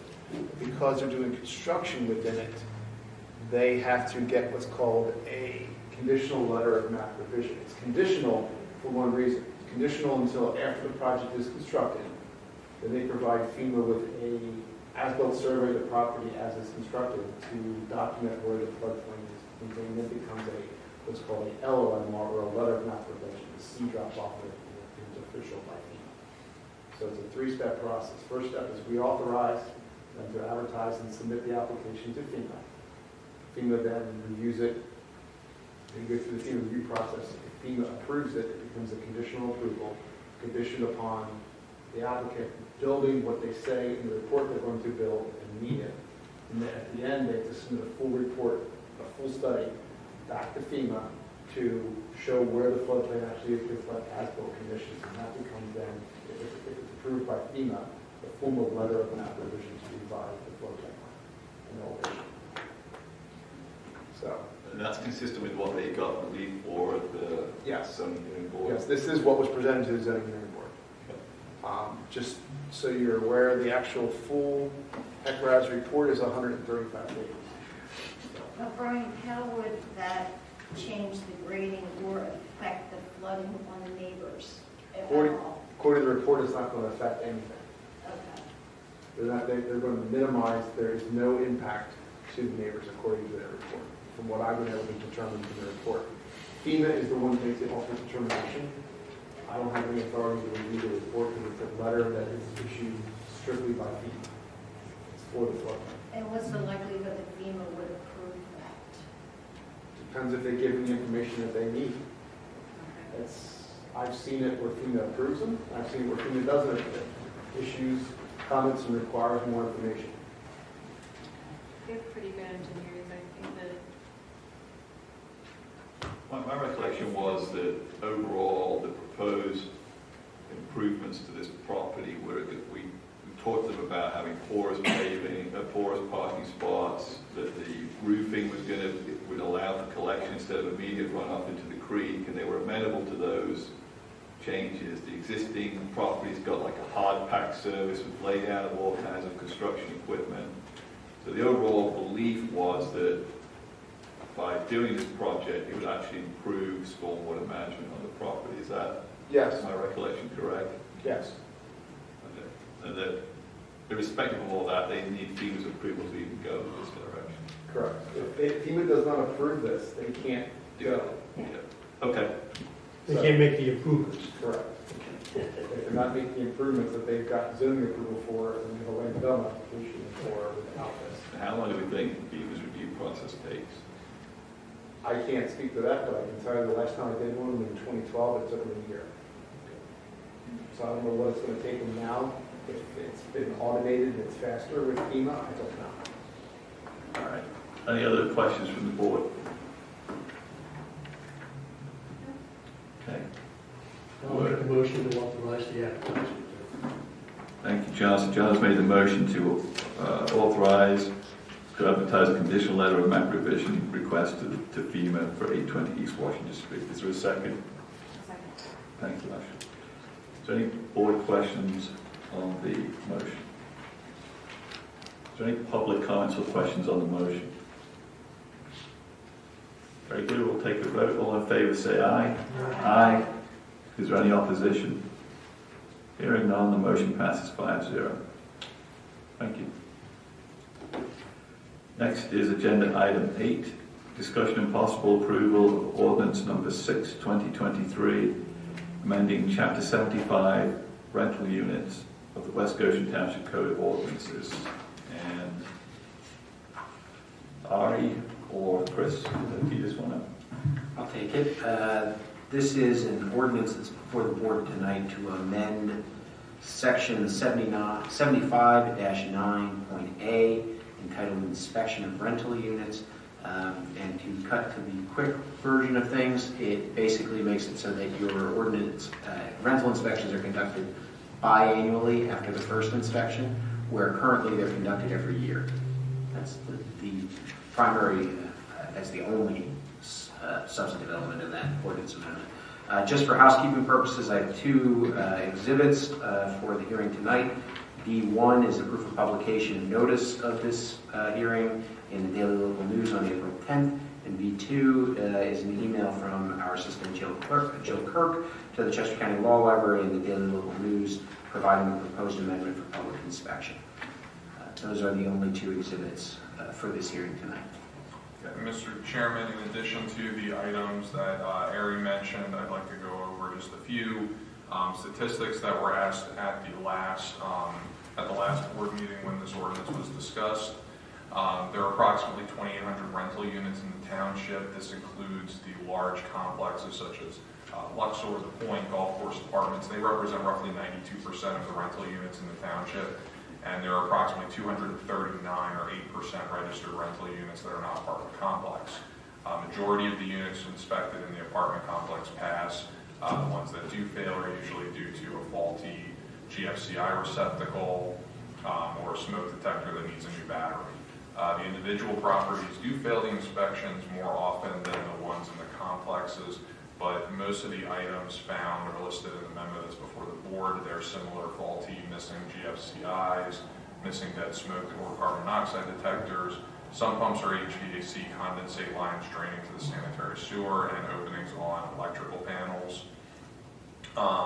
I did speak with code inspections, and Brian Aza from code inspection indicated that the vast majority of their inspections reveal minor items, but there have been a few that have been in general disrepair due to neglect from tenants and or landlords.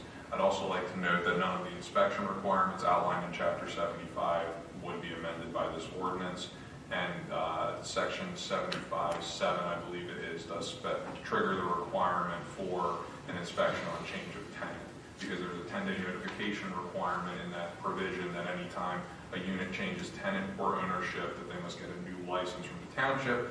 When the new license is issued, that will trigger the inspection. Great. The only question I have is just looking over some of the minor issues that are found on currently on the inspection on an annual basis. The faulty missing GFIs, once it's fixed, it's usually fixed. I don't have a problem with that. Some pumps are HV condensation. Again, once it's fixed, it's fixed. Opening all electrical panels, it's usually a permanent thing. What I do have an issue with is missing dead smoke and carbon monoxide detectors. That's major, and if it's not checked on a regular basis, that could be fatal.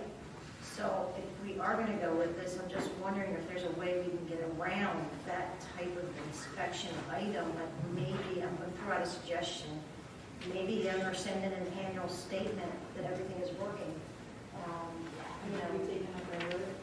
Take them at their word, and they're saying that'll force them before they send the statement in to say maybe I should go check them first. Well, I'm just throwing that out. Maybe there's another suggestion we can work with that. The issue is even now, you're not going to insure any of those things even on an annual inspection basis, because once someone goes through and inspect that there's nothing to protect from human behavior, and if someone wishes to smoke in their apartment and deactivate their smoke detector, and an incident happens within that 1 year period, there's nothing we can do to stop that. No, but I'm just thinking on an annual basis, batteries do die, that would force them somehow to annually check it. Like that's the year they tell you on the anniversary of changing that, and either or not, that's a fire thing, standard. I don't know, just concerns me.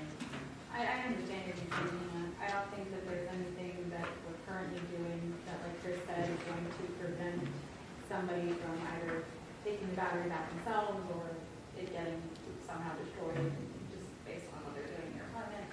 Well, the thing is, what's the percentage of people doing that versus people not checking it on an annual basis? I think people not checking on an But annual what's basis. unique to an apartment? I mean, we've got residences that people may not have batteries in their smoke detectors. I mean, what's unique about an apartment versus a residence? Like, yeah.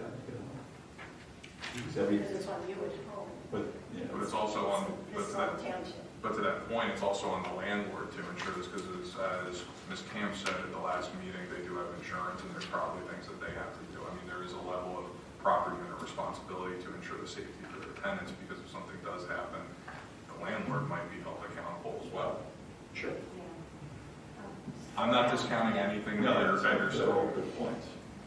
I mean, I personally feel comfortable with this. I don't find, if you'd have said we're finding lots of issues routinely, lots of other types of issues, it would have been a different matter. But like what we talked about in my hotel, the information on that's much more concerning to me. I can tell you code inspections does do these types of inspections in other jurisdictions, much different from West Goshen Township, and they've told me some stories, and I'm going to leave it at that. But most of these inspections, I mean, not here, other places. Yeah, most inspections are done on in other townships and boroughs are typically what, Chris? Some of the examples that Brian gave me were every 2 years, every 3 years, or a change of tenant. I know, just looking at another, since we have student housing, just looking at another college town, Collegeville Borough in Montgomery County, which has Ursinus University. I looked at their ordinance. They do theirs every 3 years or a change of tenant. In Malvern Borough, we had a large number of rental units, and we did ours every 5 years or a change of tenant. Okay. Now, they would still be required under the code to get an annual license from the township. Okay, so an annual license, but only inspected every 2 years. Correct. And the license does require that they list the names of the tenants that are living in that unit. To get a license, is there certain criteria they have to say that they adhere to, or it's just a license and you pay money to get a license? Pay money to get a license. And everyone's pretty compliant with that. We're not having problems with people not submitting annual license. Sometimes we discover about rental units, and then we send them a notification that they have to have a license. Because this program's only been in place since, I think, 2019. Yeah. And it was put in place right before the pandemic. So I think it's still in its infancy, so to speak. So every now and then we do catch unregistered rental properties. On the registration, can we just put a general statement that I, as the owner, swear that I'm in compliance with all regulations relative to renting an apartment? Just leave it generic See what the form on says. the application, See what the form says now. and then that will just close that loop.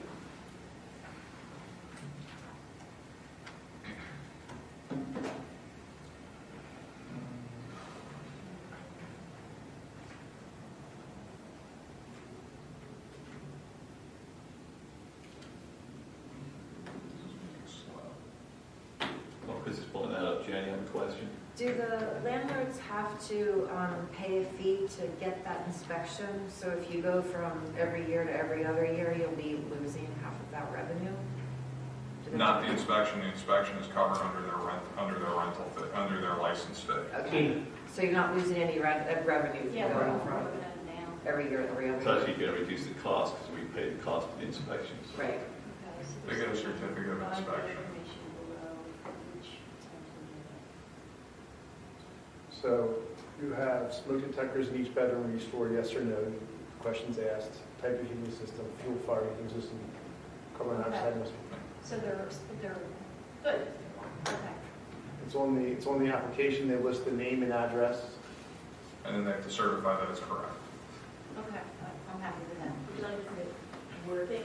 Functioning, Yeah. smoke detector. Functional. That way we can go and test it versus just saying smoke detector. So, Yeah, just Well, there- functional. functioning, Operational smoke Thank you for detector. that correction, Shirley. functioning, means you have to do it right now. to That work. English correct. Yeah, we can update it to say operational smoke detectors in every bedroom. All right, so We actually just updated this year, I believe. Yeah, I remember that. living document. And this way we're covered. As And long as there's- it says functional, then we're covered. And they're certifying that they are meeting all the requirements in the ordinance. Okay. I'm happy with So- that, as long as we change that one wording. Question. So if you wanted to look up a landlord or look up a property to see like if they were registered and if they did all this, would you go to the township and ask for that information or like?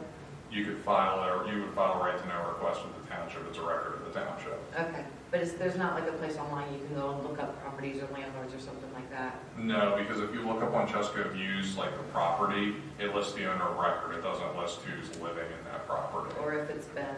Or if it's been rented. rented or anything like that. And the lease agreements aren't recorded against the property in the recorder of deeds office. Okay.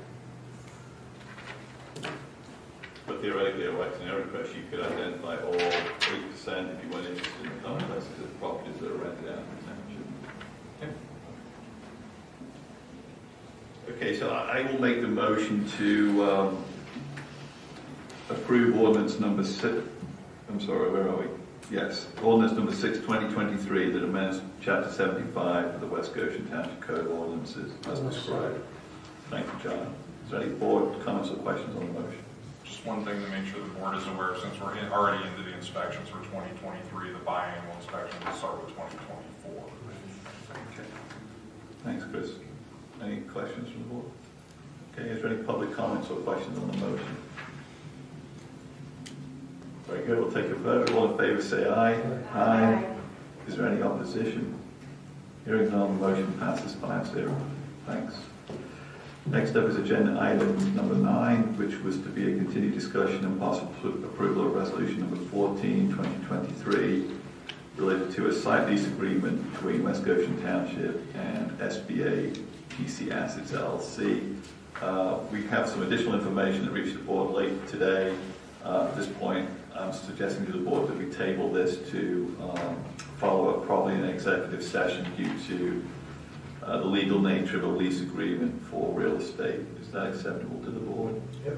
Yes, it is. Okay, so we're going to table that agenda item number 9. Next up is agenda item number 10, reports for the month of March 2023. Up first is Chief Carroll. Thank you. The report from the Police Department for March 2023, we responded to 2,271 calls for service. 54 of those were alarmed, and 11 of those alarms were found to be valid. 58 were accidents, and 16 of those accidents were reportable accidents, and we drove a total of 20,351 miles.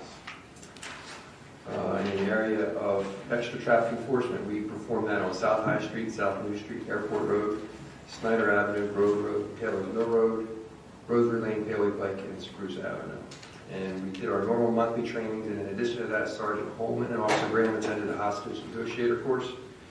Detective Cuddy attended a media course put on by the DEA. Officer Ash attended a female enforcers course. Sergeant Gilbert, Greiser, Officer Ash, Byrne, Hero, and McGee attended DUI certification. Officer Hero and Riley attended mastering search and seizure.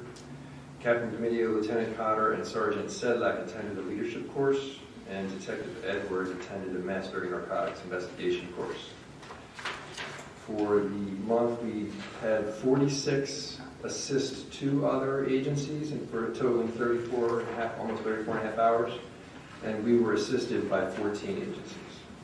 So that's the report. I'll certainly take questions for other items.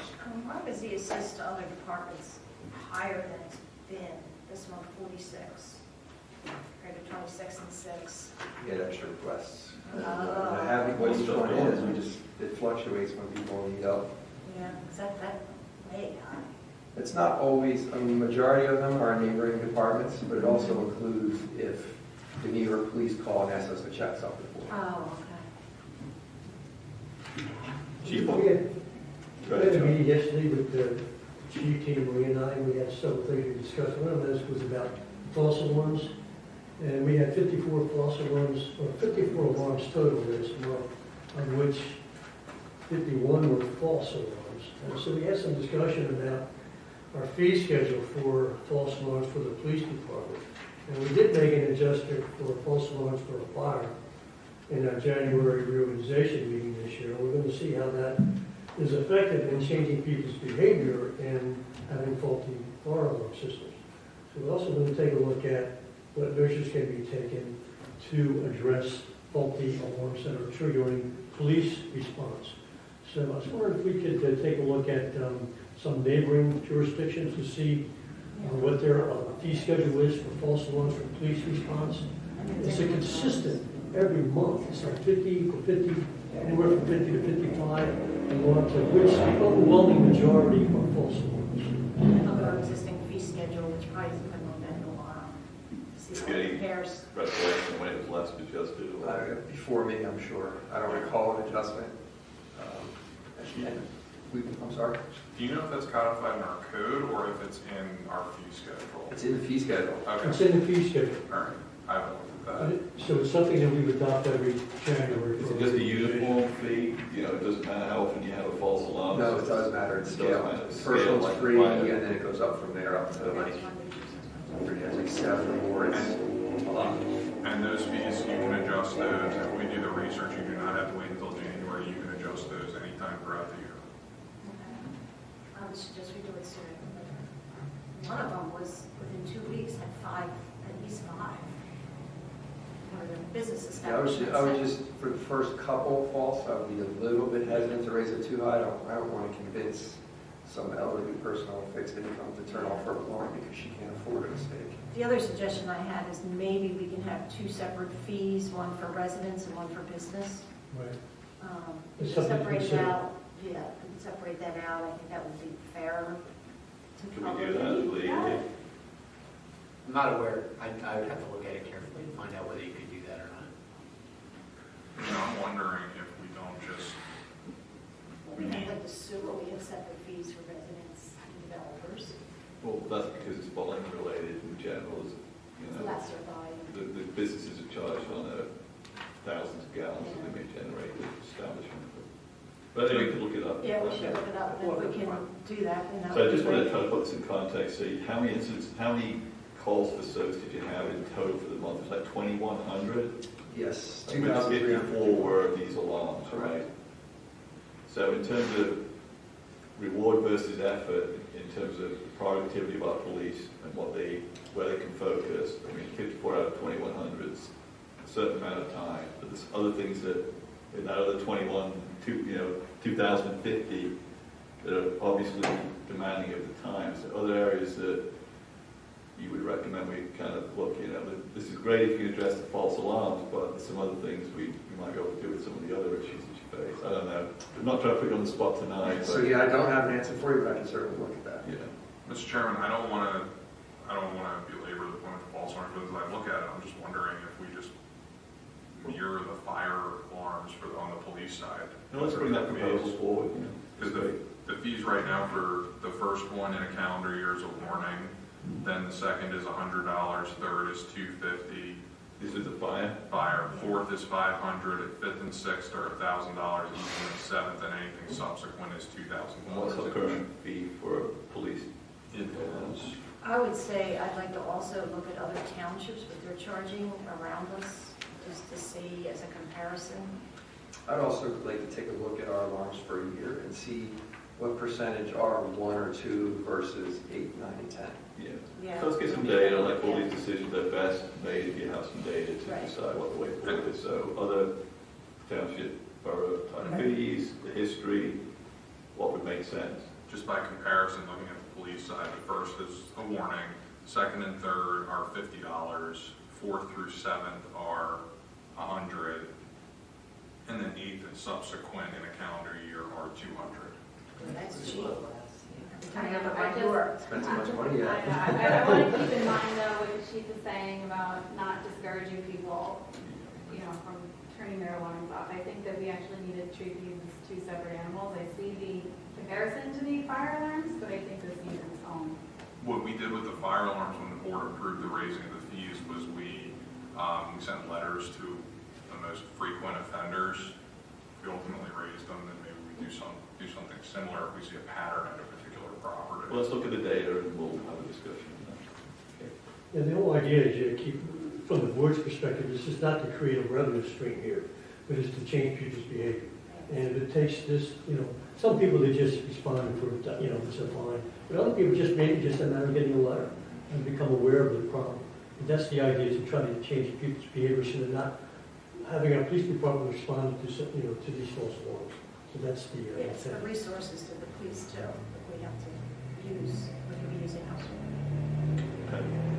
I have more to share on this, but I have more questions, so we need to talk about it more.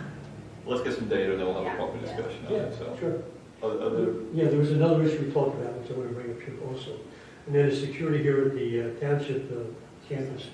A couple of things that I think we had discussed this, I think, in prior meetings, but we need to, I think, take a look at the security here and what security measures can be instituted to mitigate any possible incident that may occur. So I think it's something worthwhile for us to take a look at in conjunction with the chief and with Woody, with the public works, to take a look at what could we do here insofar as enhancing security. And one thing that came up in the course of the conversation is we can take a look at passing a resolution here of not allowing guns within the meeting room here when we have meeting notes. So that's something I think that we should take a look at. Can we legally do that? Well, you want to speak about that, Chief? No, because I have no idea either. In total candor, I don't know either. I'd have to look carefully at whether or not you can prohibit firearms in a public assembly space such as this. It goes to Second Amendment concerns. Exactly, yeah. How do we get away with it at the courthouse on West Town Road? So With having, metal detectors. I'll look at it carefully, but Yeah. courts are different. They're their own thing. So they may have a different set of rules that apply to them. But as I said, I'll look at it carefully and I'll have an answer for you shortly. Great. That was my question. Chief, I just wanted to ask you, bulletproof leadership, what's the specifics of that particular training? The bulletproof portion is just an advertising. It's the name of the training, but it's a leadership training put on by a group that's highly respected. So we were waiting for that to come around. Okay, thank you. Other questions for the chief? Yes, one other thing. The department's been going through several months of vetting sergeants for a leadership position with the command staff. And if you can just give us an update on where we're at with that and where the next step would be. Yeah, this past Monday, we decided, and Sergeant Gradizio took his spot up front in the old administrative sergeant's position, and we'll be looking to move forward with the possibility of a promotion. Okay. So he will assume basically the same task that Sergeant Peacock was performing when he was performing that position? Oh, there'll be more than that. Okay. Other questions for the chief? Well, but just one last thing, we did take a look at the shooting range, and there was a meeting concerning that, what it would take to repair that and get that up to our standards. So we're going to be hearing back from Woody on what that would be and how we can proceed with that. You got a clear way forward, Dave, or? We're working on it. We looked at one. Chief had some ideas, and Carroll Engineering is actually going to take a look at it structurally. Do we need an engineered solution, or is it something more of a maintenance, public works, design project, or a bit of both? Yeah, we're going to see what the structural answer is before we spend a lot of money. Okay. Didn't we estimate 30,000 so far? That's what the one estimate is, but we want to look at the overall condition of the unit. Is it worth spending $30,000? So in other words, if either repair what we have or an alternative is what you're looking at, right? And is it something we need ASAP, or is it a 24 budgeted project? So I think it depends on what the fix turns out to be. If it's something small, certainly sooner is better, but we don't know what size it's going to be yet. Well, we have to think of the safety too. Yeah, if there's any safety issues, obviously you want to have that addressed immediately, but if there's a temporary solution that allows a better permanent solution, that's okay too, I guess. So. All right. And finally, there's this Thursday, there's the next police community meeting at 6 o'clock, you'll be right here. Any questions for the chief, Steve? Yeah, in the budget for this year, there were approved upgrades for the locker rooms. Is that progressing, or? I'm going to have to ask Woody, because that's our buildings maintenance budget, so I'm not really sure. We're actually getting updated numbers on the units. All right, okay, so it's moving forward. Do you have a design complete then as to what the renovation looks like? It's pretty close, yeah. So, summertime project. Any other questions for Chief Carroll? Thank you, Chief. Thank you. Also in the board packet is the information related to the emergency services organizations that provide service to West Goshen Township, so fire and EMS providers. Does the board have any questions or follow-up they have for staff to follow up with, or ourselves to follow up with the various fire companies and ambulance service? Okay, good. Well, then we'll move on to agenda item number 11, the Board of Supervisors announcements. Start on my left, Tina.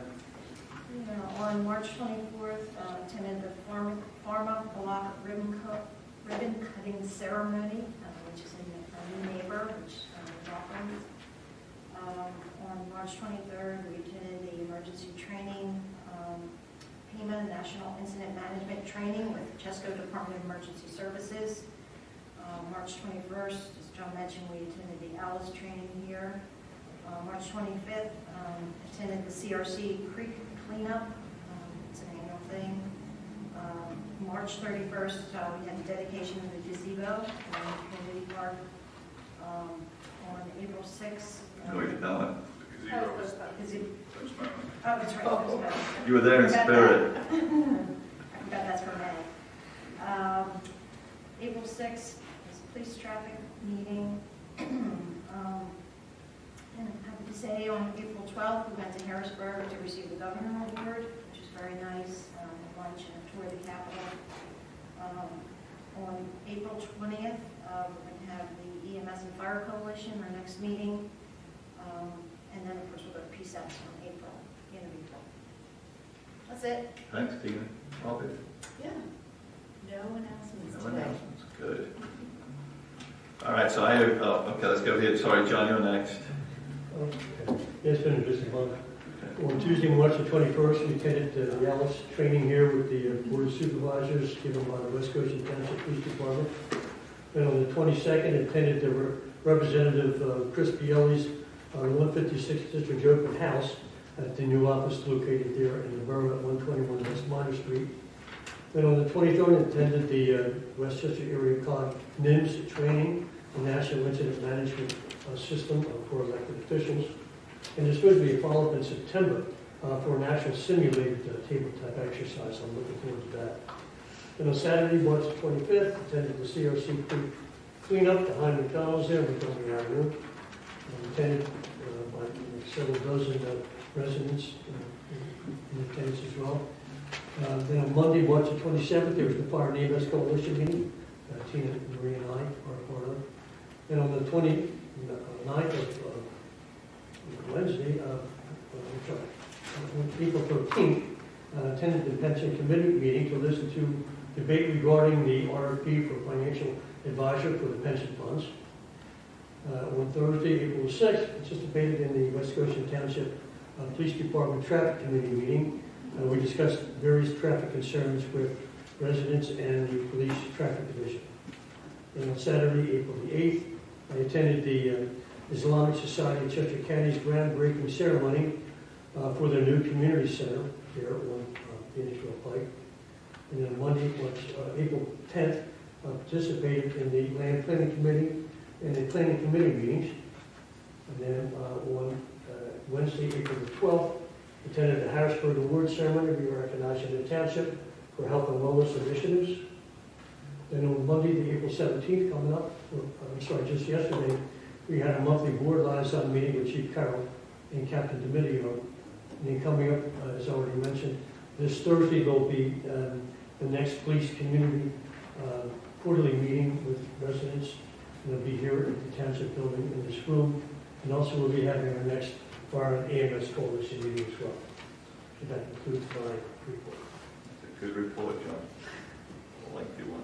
Team, Ashley? Okay, so many of the things that they said I was also at. I won't roll through them again. But I wanted to show everybody, at least here, the award that we received on April 12th from the Governor of Pennsylvania. Very exciting.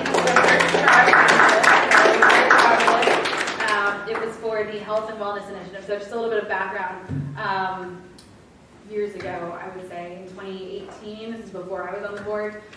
So I have a background in sustainability. It's something that I personally, obviously, really care about. I reached out to, I started coming to meetings at the township then, and I reached out to some people that were living in West Goshen, and we got together and we created something called the West Goshen Sustainability Task Force. Now, this was in 2018. It was not an official township committee, but we met with each other every week, probably for an entire year.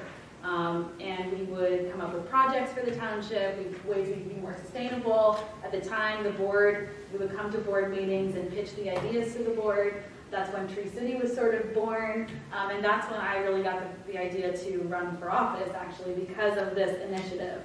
And so I was really proud to stand up there, especially with, and I'm going to give her a shout out, Susan Charks, who was one of those original members of the Sustainability Task Force Committee, who put a lot of time and effort into making this possible.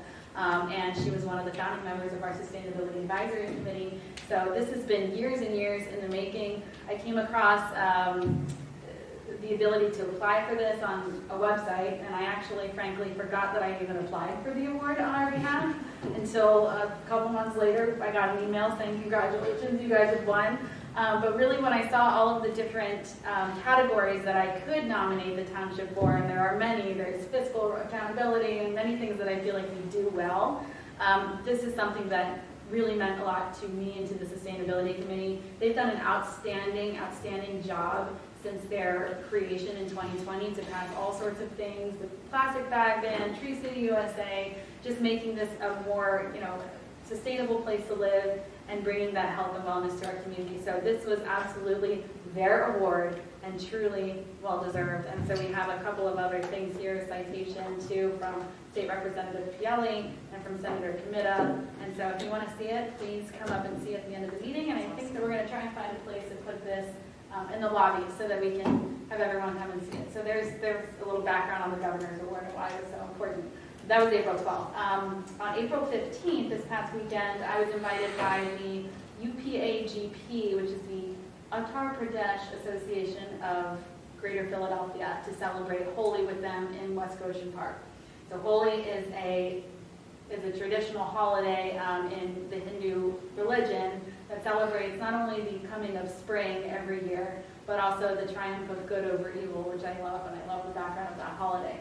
This association toured a bunch of parks around the area.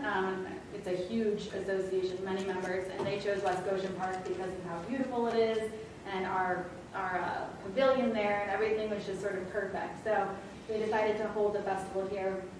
It was great. Commissioners were there, and it's a festival of colors. So basically, at the end of the festival, you throw these, cornstarch dyed colors everywhere, and everyone's covered in all these colors.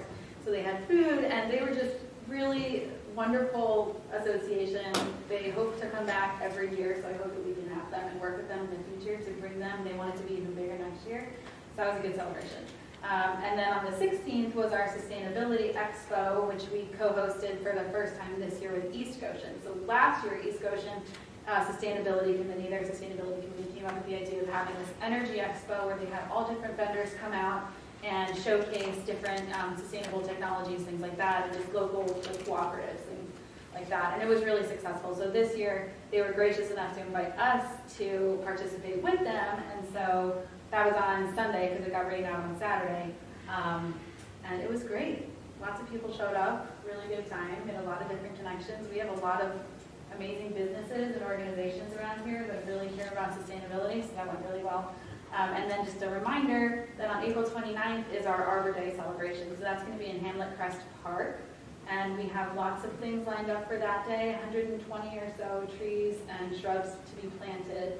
And lots of volunteers. We'll have water on site, we'll have bathrooms, we'll have commissioners showing up. It'll be a good time. So if you can make it to there. And also one last announcement, which is our Parks and Rec registration, online registration is now up and functioning. So people that want to sign your kids up for summer camp, or I think hopefully moving forward the bus trips and all sorts of things, you can finally sign up for online. Thank you, Angela. Great, appreciate that. So let's have a couple of announcements. The board met in executive session on March the 24th to discuss performance management objectives with the township manager. It met again in executive session on April the 3rd to discuss a public safety matter with the police command staff, and also to discuss legal matters related to blighted properties in the township. And it met in the board met in executive session early this evening to discuss a real estate acquisition matter. I attended many of the lengthy list of activities the board has been involved in this month, so I won't repeat those. I was able to attend the Farmer Block celebration with Tina and Brian on March 24th, and there will be an article in the e-news about that. It's pretty interesting, so that was a fun event. Okay, so moving on, next is Township Manager's announcements, agenda item 12. Mr. Chairman, I only have a few announcements. You mentioned the e-newsletter that'll be going out on Friday, and there's an article related to the Governor's Award ceremony, and it's actually already a featured news story on the Township website with many pictures from the event. Ms. Gagne mentioned camp registration that is opening up on April 22nd. Online registration is live, and we are starting with the camp registration, and then we're rolling it out to other programs afterwards for bus trips and for picnic and pavilion rentals. The park tour with the board will be on May 4th, and we're also going to do the gazebo dedication for the new gazebo in West Goshen Community Park on that evening, so I'll send information to the board about that event on May 4th. Moving on to other projects, our paving project is underway. We got started on Monday the 10th. So Glasgow mobilized and they start with milling, so the paving project is well underway, a little bit earlier than normal. And then finally, we had our pre-construction meeting today for the Beaumont Street Culvert project. The contractor is looking to begin that project in late June, early July. So once we have an actual start date, we'll post information about that on the township website and social media. So those are all my announcements that I have this evening. Good. Go ahead. One question. Can you expand a little bit on we had an executive session earlier today concerning land acquisition. Can you explain a little bit about what that's about? Because I know there's at least one resident here who's concerned about that. And where we're at with that and the status of it. So the status of that is we have a sketch plan that has been prepared by Carroll Engineering, and we are requesting a proposal to do an appraisal of the property that the township is seeking to acquire, and I'm going to contact the property owner about next steps forward related to that. Can you explain a little bit what that is? I mean, what we're considering as a board to do here? So essentially, are you Mr. Brubaker? No, he's Roger Bowe. He's the one who actually initially brought this up to my attention. Okay, so essentially what we are looking to do is acquire I don't know the actual length, but it's about a 10-foot wide strip of land, which would be the existing footpath. That would be subdivided off from the existing property, would be purchased by the township. In order to do that, we have to get an appraisal of the property to determine the fair market value to offer to the property owner. And then we would have to develop a subdivision plan that would have to go through the normal review and approval process. Yeah, well, I've lived there now for 40 years in the area, and I used to run through there every 3 times a month, and this sequence of mud was really very, well, I regretted it, let's put it that way. And so finally, I decided to do something about it. So I do hope that, the connections that the Cooper Smith Park has in general with the community are not very good, especially there's no connection at all with Spring Valley. And at least this is one that could be done easily. I just want to point out it does require the cooperation of the property owner, because there's actually private property from there that would cross it when you go to the park. Yeah, talked to the property owner along the way, and she was enthusiastic. Absolutely, so let's hope we keep moving forward. Thank you.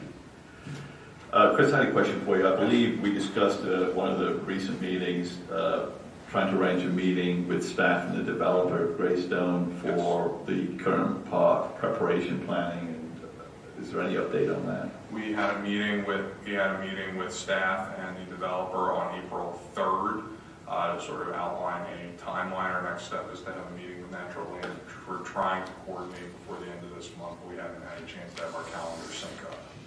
So the intention is Natural Lands going to have the developer there, or is it just Township and Natural Lands? At this point, it's just going to be the Township and Natural Lands. And the whole goal of that discussion is to talk about, they had offered to assist with, sort of as a consultant, to train our staff on maintenance. So that's kind of what the discussion is going to center in, excuse me, as well as the maintenance plan for the Serpentine Barrens, discussing what is required as part of the preliminary approval versus what they think is the best course of action related to the Barrens.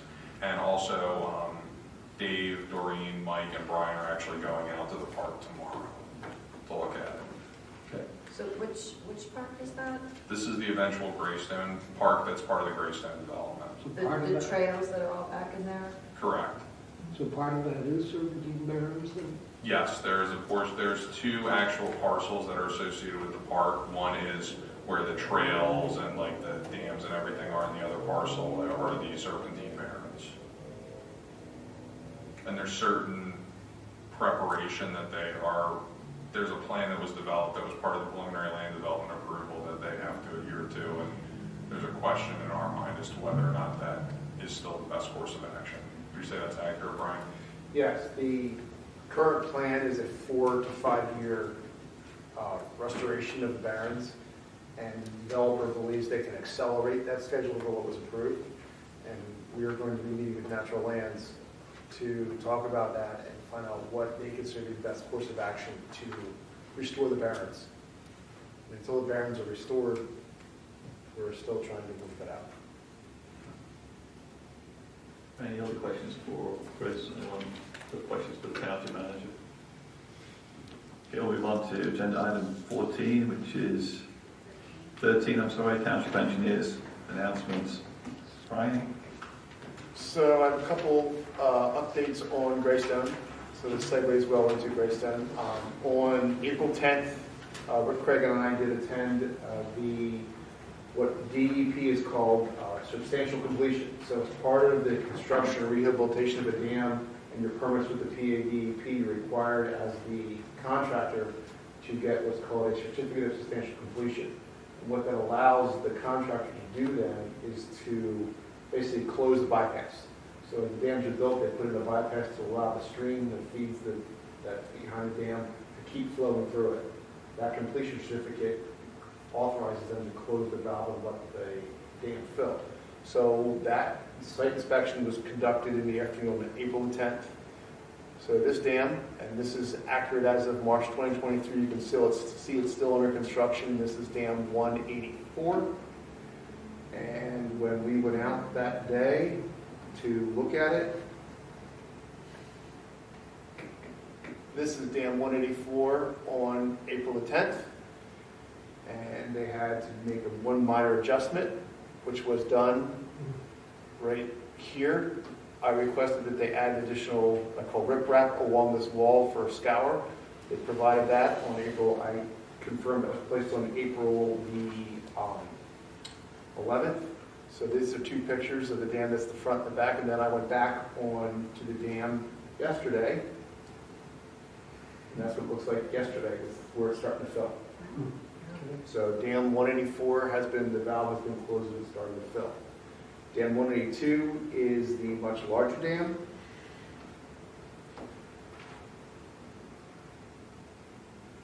Give me a second to let this catch up. It's right here. You can see how much larger that dam is in the picture. When we visited that dam, there was a report to be filed for dam 182. This is what dam 182 looked like that day. So here's steady. You can see how deep the water is going to be standing. I'm standing on the base, and you can see where the top of the rocks are. So This is going to be the depth of the water. This can be the depth, but you can see right here is the spillway, so that the water is not going to, it's going to be constantly spilling over. This is what the face of the dam downstream side looks like. And stepping back. And this is what the spillway looks like for the crest of that dam. So that valve, I believe they got the certification from DEP yesterday or today. So there's some emails going back and forth that they can close that bypass. That's what you see, this flow is right here. This is the bypass. So there's a structure, they can open a valve. The valve is actually at the top of the embankment of the manhole.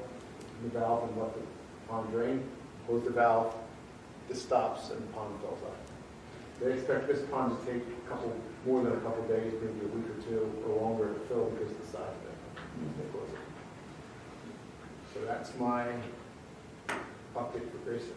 And there's one more dam, right? There's 3 dams? The third dam is, and these 2 dams will remain private and be owned by the HOA. The third dam is located, is this structure right here. It's located right at the edge of the property, called Dam 181. It is no longer a dam. It has been redesigned and reconstructed as a stormwater control measure.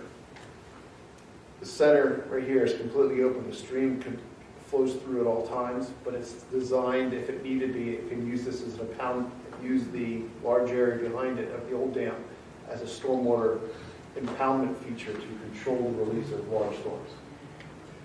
Just remind me, Brian, how much of the developed property would flow through this park and, have to be managed as stormwater through this type of part of the park? My understanding is pretty much almost the entire Greystone development. If I turn one right here. Yeah. But the flows flow down this into the park in general, right? Yes. So the 2 streams from the park, now you can see all it, if I zoom out a little bit here and let it catch up.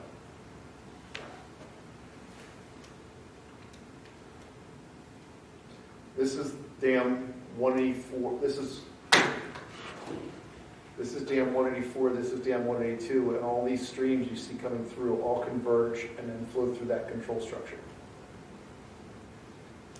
And in general, the dams, behind the dam, offers really no management of stormwater there, right? It's just going to go straight over the spillway. The 2 dams that are constructed, they're just features that there's not a control as far as once it gets to the spillway, it's just free release. Is that the 181? Is there someone that, like something that controls that? Is there a mechanism, or is it just like if there's too much water, it automatically? No, let me shut that blue line off so you can see it better.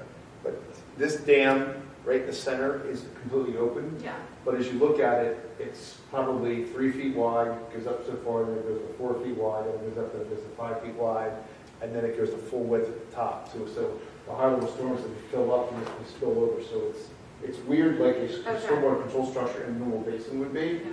It's just it always allows the stream at base flow to flow through. And that was designed by, I'm understanding, the Schnabel Engineering, who's a dam engineer, designed that. It was built to their specifications and it will be a township structure. But who will own this one? The township? The township will own this one, yes. How many completion is it too? This one? Yeah. There's some issues they need to fix on this. They have to finish some of the stonework on this downstream portion, but as far as the actual structure itself, the structure is complete. You had a question?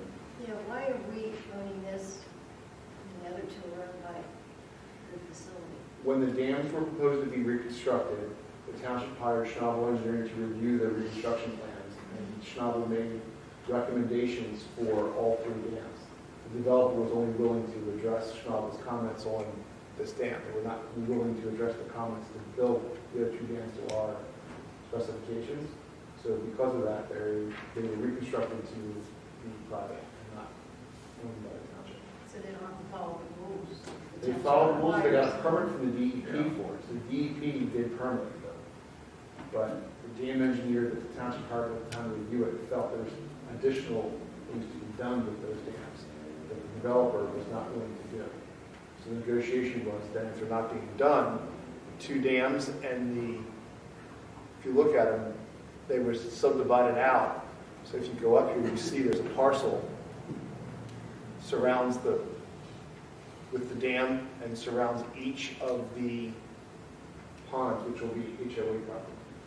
So I guess my question is, if the HOA doesn't maintain their dams, will that affect the West Goshen dam, where it's all trickling down into, basically?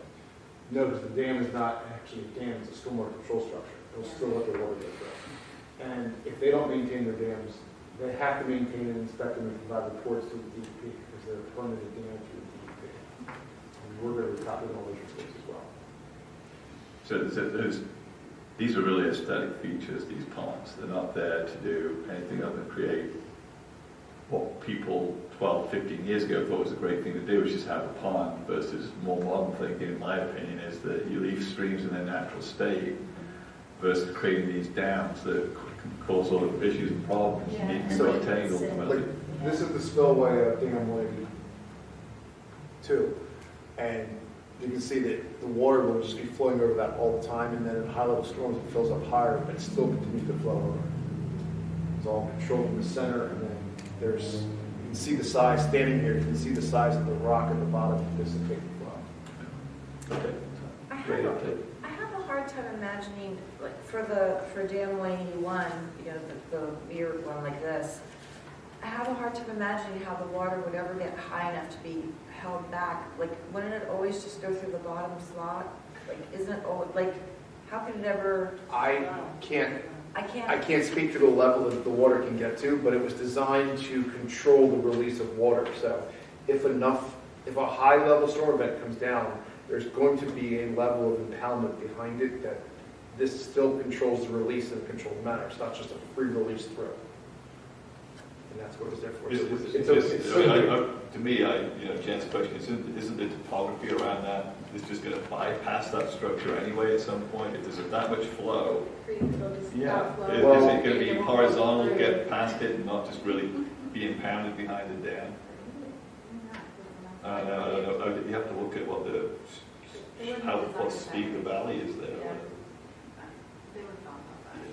Like what you built isn't going to be. That makes sense. The flow will determine that. The embankment must be, The embankment's 8 to 10 feet high. Yeah. so it must be This high. embankment, right here, is 8, maybe 10 or 12, even 12 feet high. Yeah. It's a substantial height there. But what's the drop off? Is it fairly gentle? No, it's probably 2.5 to 1. It's a dike like a dam, like an earthen embankment for a dam. We look at it as a controlled release. If there's a high enough water level, flow level, you control the amount of water that's flowing past the dam. Yeah, that used to hold back what was called Sharples Lake. Like if you look on old maps, it shows blue behind that and shows that as a lake. I mean, right now it just looks like a wetland kind of. Yeah. But there used to be a dam there, and that dam failed like years and years and years ago. And until they built it, you could still see the remnants of it. It was like sort of a historic looking. You could see. There's still some pieces. This wall and there's some structure here from the old dam. There's still. Good. That makes sense. Yes. Now I get it. It wasn't happening before. Yes, it wasn't constructed for no reason. It wasn't doing there before. It was reconstructed to act as a stormwater control measure. Good update. Thanks, Brian. Is there anything else on your report? That's all I have for today. Okay, thank you. Is there any zoning announcements? Mr. Chairman, the only announcement is that the zoning hearing board is going to meet on Wednesday, May 3rd at 7 p.m. in order to hear the application for the Parkway Center that the board discussed on March 21st. That's the same time frame as our sewer authority. Yes, I spoke with the chair of the sewer authority, and he says your meeting will be over by 7 p.m. Oh, good. Or we need a different room. We need a different room. I did. I It will not be over by 7 p.m. When I have 1 hour meeting at the sewer authority. When I realized that, I emailed them, and then Mr. Murphy contacted me, and he said it will be over by 7 p.m. I like Please have it in separate comment room. better than yours. I'm planning for pragmatism, not for hope. And if necessary, I can relocate you guys to the conference room. Yeah, if you wouldn't mind doing that. We'll still have a target of finishing by 7, but I'll be in a different room. Okay, not a problem. Thank you. Agenda item 15 is approval of the Board of Supervisors. Steve, I'm sorry. Any more information on what's going on with West Goshen, the township, not township, but the Target? And, The shopping center? Yeah, shopping. That is still under land development review. So it has not gone before the planning commission for a recommendation or the board. They did get zoning hearing for relief last year, but I believe Brian had a meeting with them last week. Yes. But it wasn't the zoning hearing board relief only on certain aspects? It was roughly half of what they requested. Have they redesigned and resubmitted for different zoning relief, or are they doing it, they don't need zoning relief for what they've redone? They are designing the plan based on the relief that was granted by the zoning hearing board. Yeah, I've issued a zoning review letter. I'm currently still working on the stormwater and subdivision review. That will be issued separately. And then they did get review from PennDOT, and they've gotten a review from the sewer authority, I believe. And they've also gotten a review from our traffic engineer. And the Conservation District also reviewed it as well. So it's going through its process, but it's going through the process. When do you think it'll be back at the planning commission? If they can address my comments quickly, August. And I think the plan set was 75 pages. It's a 75-page plan set. Thanks. About almost 2,000 pages in the stormwater report. Did you get the missing pages? Yes, I got the 75-page plan set. Okay. So that's the plan set I'm currently, it's on my desk. Glad you're busy, Brian. Any other questions on zoning? Okay, then we'll move on to approval of the Board of Supervisors meeting minutes of March the 21st and April the 4th. I'll make the motion to approve the minutes. I'll second. Is there any board questions or comments or corrections to the minutes? Just a couple of typos. You would, page 8, the March 21st meeting. First paragraph there, just changed, it said Mr. Bayshore stated that he is evaluated, changed is to has evaluated. First paragraph, page. Yeah, page 8, March 21st. First paragraph. Last sentence. He is evaluated to he has evaluated. No. Okay. Then on that same page there, on the, 1, 2, 3, 4, I guess that's the 5th, 6th paragraph down. After discussion, change the word is, is to it, was determined. 6th paragraph down. Okay, good. And on page 1 of the April 4th meeting, again, just a typo here. This is under public comment. The second sentence there, change the singular resident to plural to allow the residents of North Hill Development to walk to Henderson High School.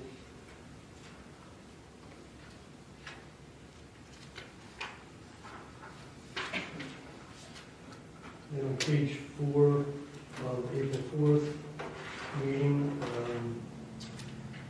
let's see, just under discussion of possible authorization, it is the 3rd paragraph in. Change it to read, it is too, that should be TOO, onerous on the landlords or the township. So that's some of the text change as well. That's it. Thanks, John. So motion is amended to include those typos and corrections. Who seconded? Tina, you seconded? You okay with those changes? I'm okay with those changes. Okay, is there any other comments or questions from the board? Is there any public comments or questions? Great, then we'll take a vote. All in favor say aye. Aye. Aye. Is there any opposition? Hearing none, the motion passes 5-0.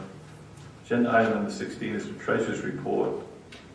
Approval of the Treasurer's Report dated March the 31st for the General Fund, the Sewer Revenue Fund, the Waste and Recycling Fund, and the Capital Reserve Fund, and the bills to be paid from these funds.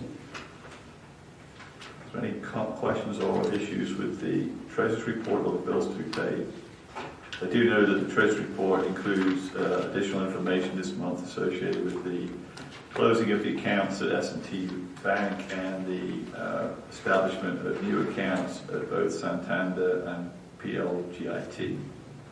and the movement of funds to purchase CDs as was approved in our previous meeting.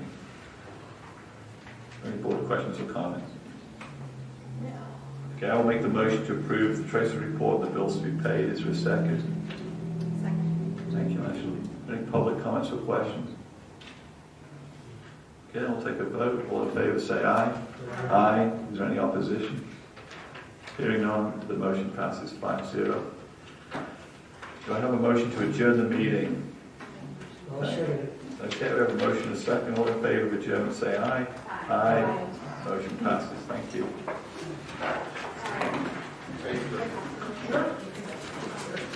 What's that? Pretty good. Good. Yeah.